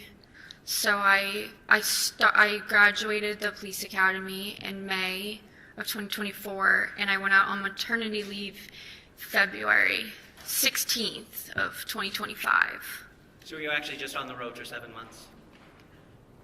Light duty, you're not on the road because, I mean, you're pregnant. Understood. Yeah. Understood. And that was your choice to stay in the station and work that way, right? Yes. Okay. But you were actually on the road, going to calls, doing the dirty work as a police officer, just for 7 months, right? Yes. Now, I'm going to jump back to June 30th at the house after the police come, right?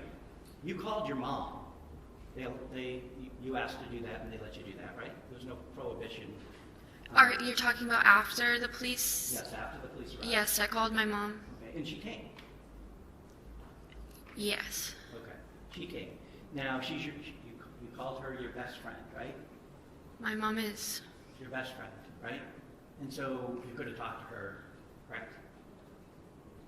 Yes. When Justin arrived, you knew he came in the house, right?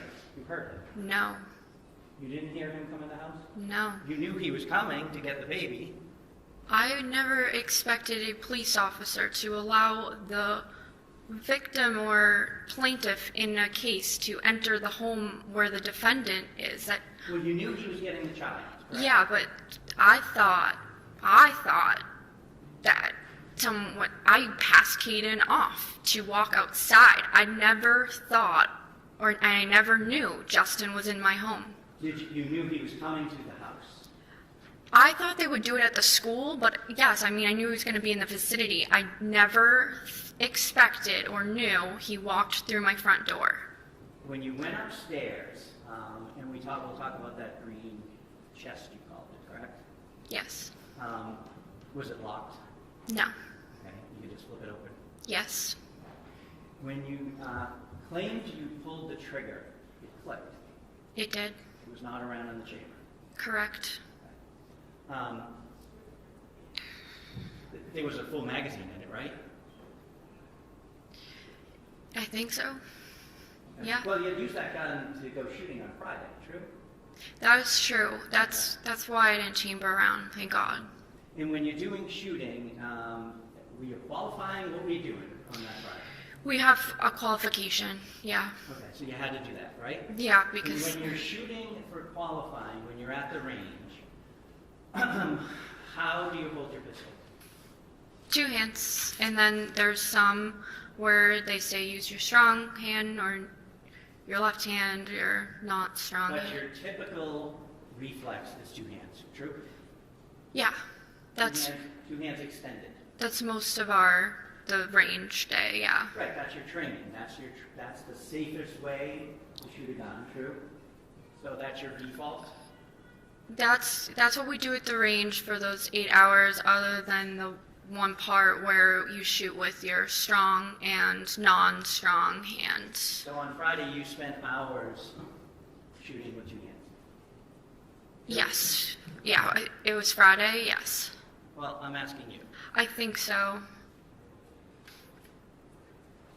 Now, you stated that after the police came and you were starting to process things, true? Yes. And it took a bit for you to process things, about your life unraveling, if you will, true? Yeah, as I was packing things, it just started to hit me, like, this is going, this is going, this is going. It just, as I was walking around the house, I just was like... All those things are going, and it's all because of what Justin did. Yes. Thank you. I have nothing else, Judge.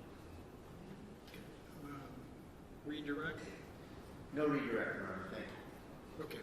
All right, you may step down. Thank you. Thank you, Your Honor. And the defense, you can call your next witness.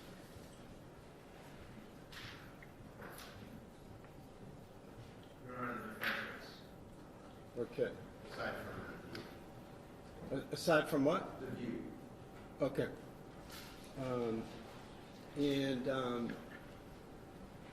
All right, so can I see counsel at sidebar along with Ms. Fitzsimmons?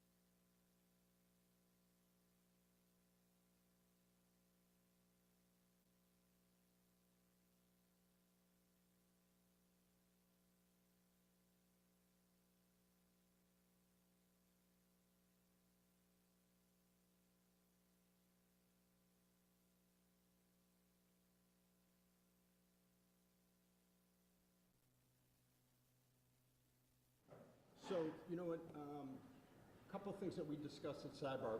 First, I just want to make sure that procedurally we're as precise as we need to be. So technically, the defense hasn't rested because we have the issue of the view. We're going to, as we discussed at sidebar, what I'd like to do is break until 2. At 2, I'd like a definitive answer on whether the defense still seeks to have me view the location, number one. Number two, I'd like to conduct that charge conference that we spoke of, and 3, leave with a schedule as to, definitive schedule as to what will happen tomorrow, which the hope would be that you folks do your closings and I begin my deliberations. All right, so let's reconvene. That will give you enough time, Mr. Yes, Judge, thank you very much. All right, so we will stand in recess until 1 o'clock. Thank you. All rise. Court stands in a lunch recess. Let's go hit the conference room, guys. My phone over there.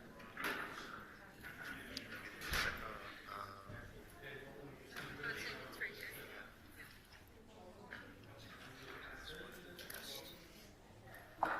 Mormons is the one word that's one of the best.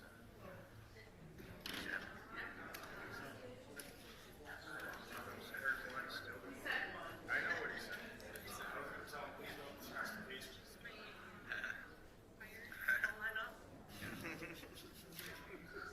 Will you take me?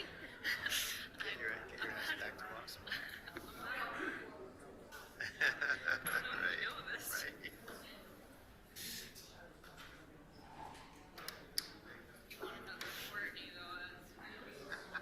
Two of those is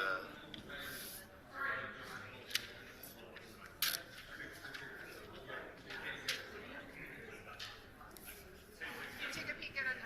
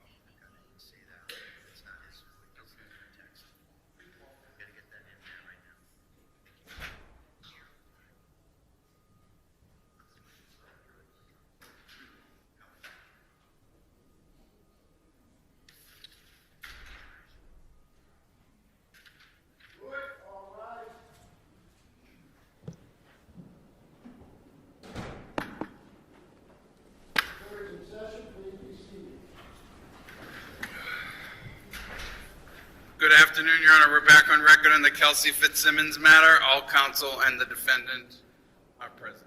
Okay. All right. So I guess let's start with the view. Mr. Bradle, is the defense still seeking a view? Your Honor, I don't believe we're going to seek a view, just a contingent on. I just wanted to submit to the court what I and I hope I say this right. It's an agreed chalk of the upstairs, and we put in pen just which room is which. Okay. And we were going to just submit that as a chalk, Your Honor. Okay. So as a chalk. So. And I believe it's agreed. In other words, Jesus, man, I'm tongue-tied.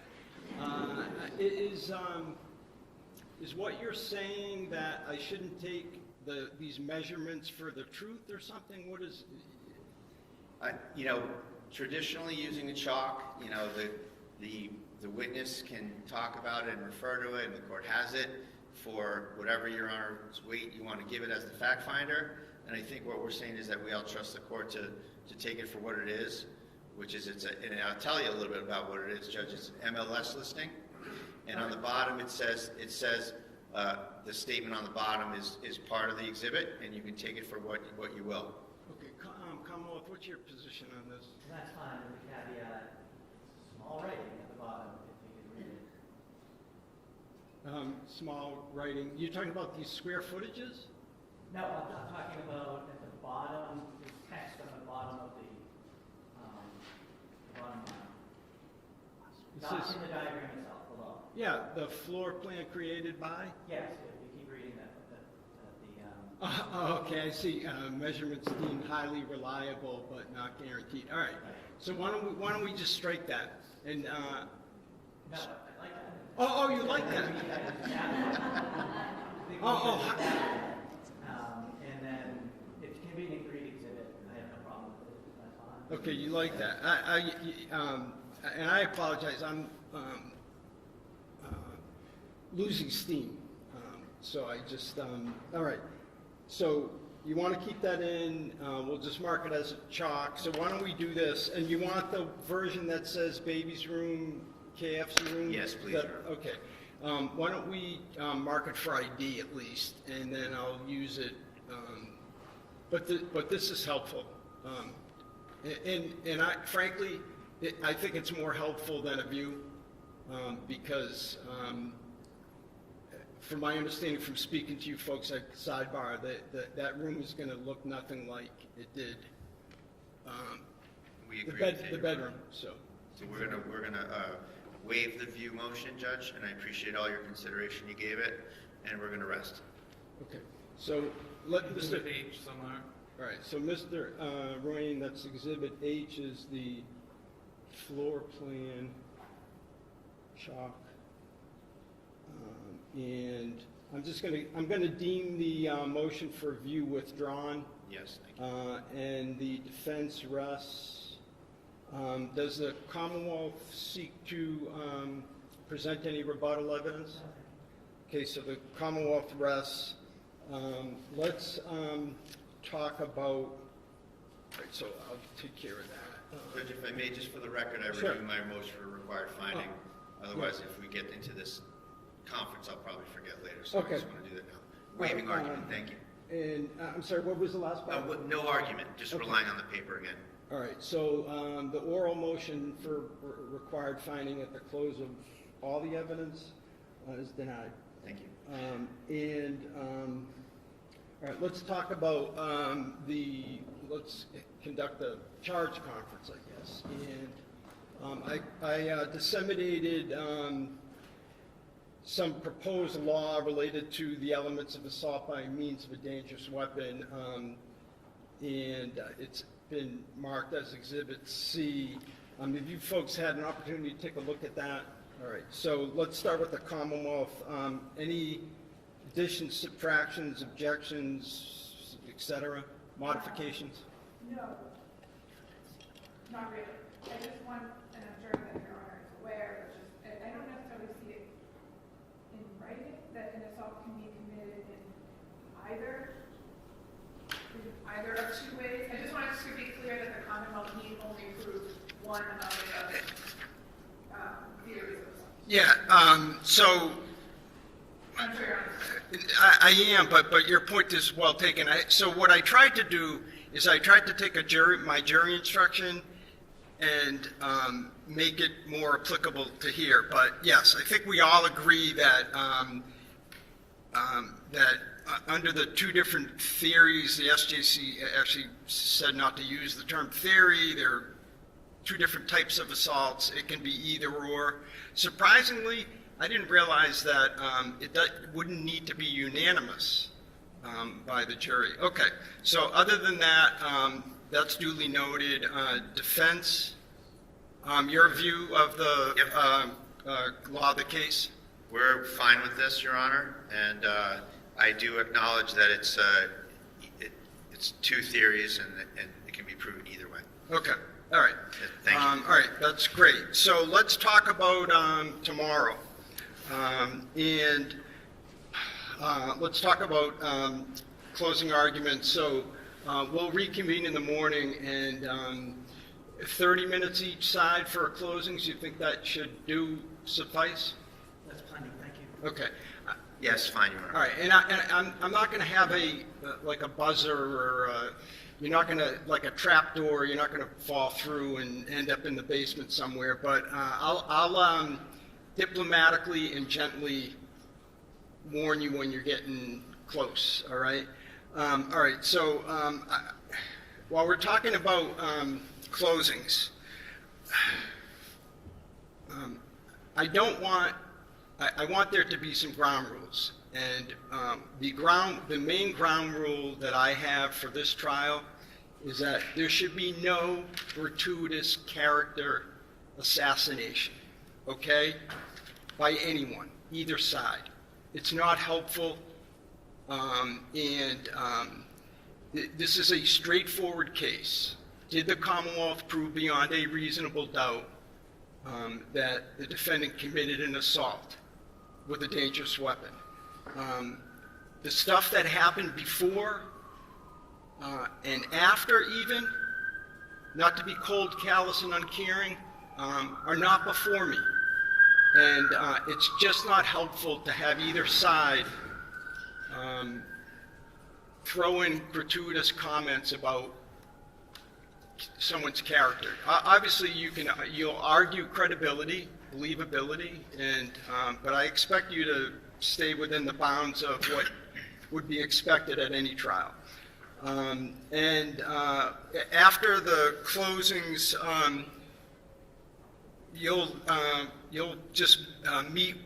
We'll stay on the record, and you folks will just note your contentment with the exhibits. I think, is there 100 of them? Let me see, 98. 98, okay. So the 98 exhibits will come up along with, you'll send up as well, Mr. Bruin, Exhibit C, which is the law, and Exhibit, I've already, H, which is the floor plan. So they'll be just like in a jury trial. After you folks have noted your contentment, our court officer will bring it up to me, them up to me, and I will deliberate. I have no idea how long or short of a period of time that it will take me. What my plan would be is, so let's say that I begin deliberations at 10:30. What I likely would tell you at that point is, let's plan on reconvening at 2 tomorrow afternoon, and then I will let Mr. Ruane know if that target is going to be successful or not. I obviously am going to take as much time as I need to reach a verdict, so it may be Friday morning or something, so you folks should make yourselves available. As I said, I intend to announce my verdict here in open court, and give some explanation as to why I reached the verdict that I reached, okay? Anything else? Let's see if there's anything else in No, thank you. Defense? What time did you want to reconvene in the morning, Your Honor? I'd like to start at 9 and. Okay, sure. Is that doable for everyone? Okay, oh, and I also meant to, this may be obvious, but, so the sequestration order is done now, is vacated, okay? So. Thank you, we're gonna ask folks that were subject to the sequestration order, are no longer subject to it, can come in and watch the closings or, et cetera. All right? All right. Thank you. We'll stand in Thank you. recess. All rise. Let's stand in recess. Tomorrow, 9 a.m. Your way out of the courtroom. Thank you. So proud of you. Great.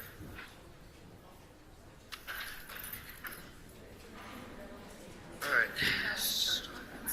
Yep. I just would like to have maybe a 5 minutes. All right, so.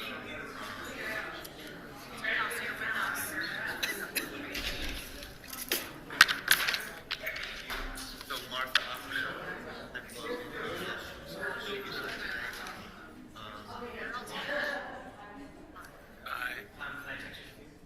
Yeah, do you need it? Okay. Yeah. I did. Yes. Thank you for reminding me. I always.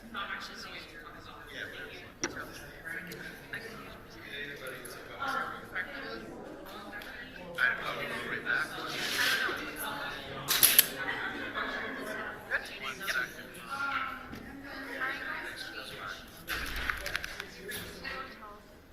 Did you bring those? No, but they told me I'm allowed to drive back.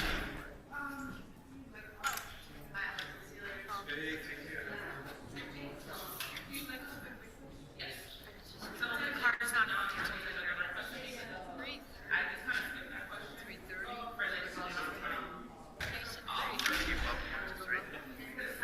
Or can you just tell them we're ready to go? Yeah, so that's what I kept getting when I asked you guys that question. I said 3, and I told them to 3:30. Tell them come now. Yeah, please don't do it. All right. I had to get that right. Yeah, no, I have them, yeah, it's like they're 25 docket number, yeah. I should show you someday you should come up and just look in my office. 'Cause- I already texted you guys. yes, and confirm that the interpreter, because I ordered an interpreter, we need to confirm the interpreter, but confirm that I ordered it. Okay. At some point I'll be down.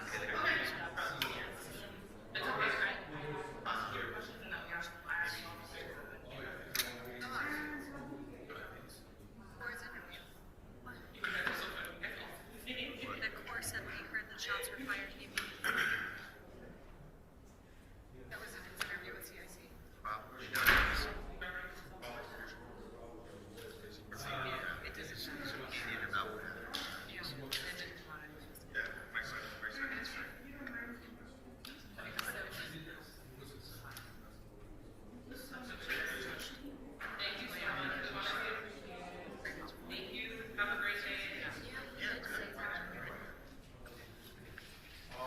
That's a little less than when it's a fiction to say that, oh, that's just a common. Thank you so much, too. Time lawyer terminology, right? Yeah, where like there's things that are not exhibits that the witness can use to this and that. And like, so that's why it didn't become an exhibit, right? Because the janitor would erase it at the end of the day.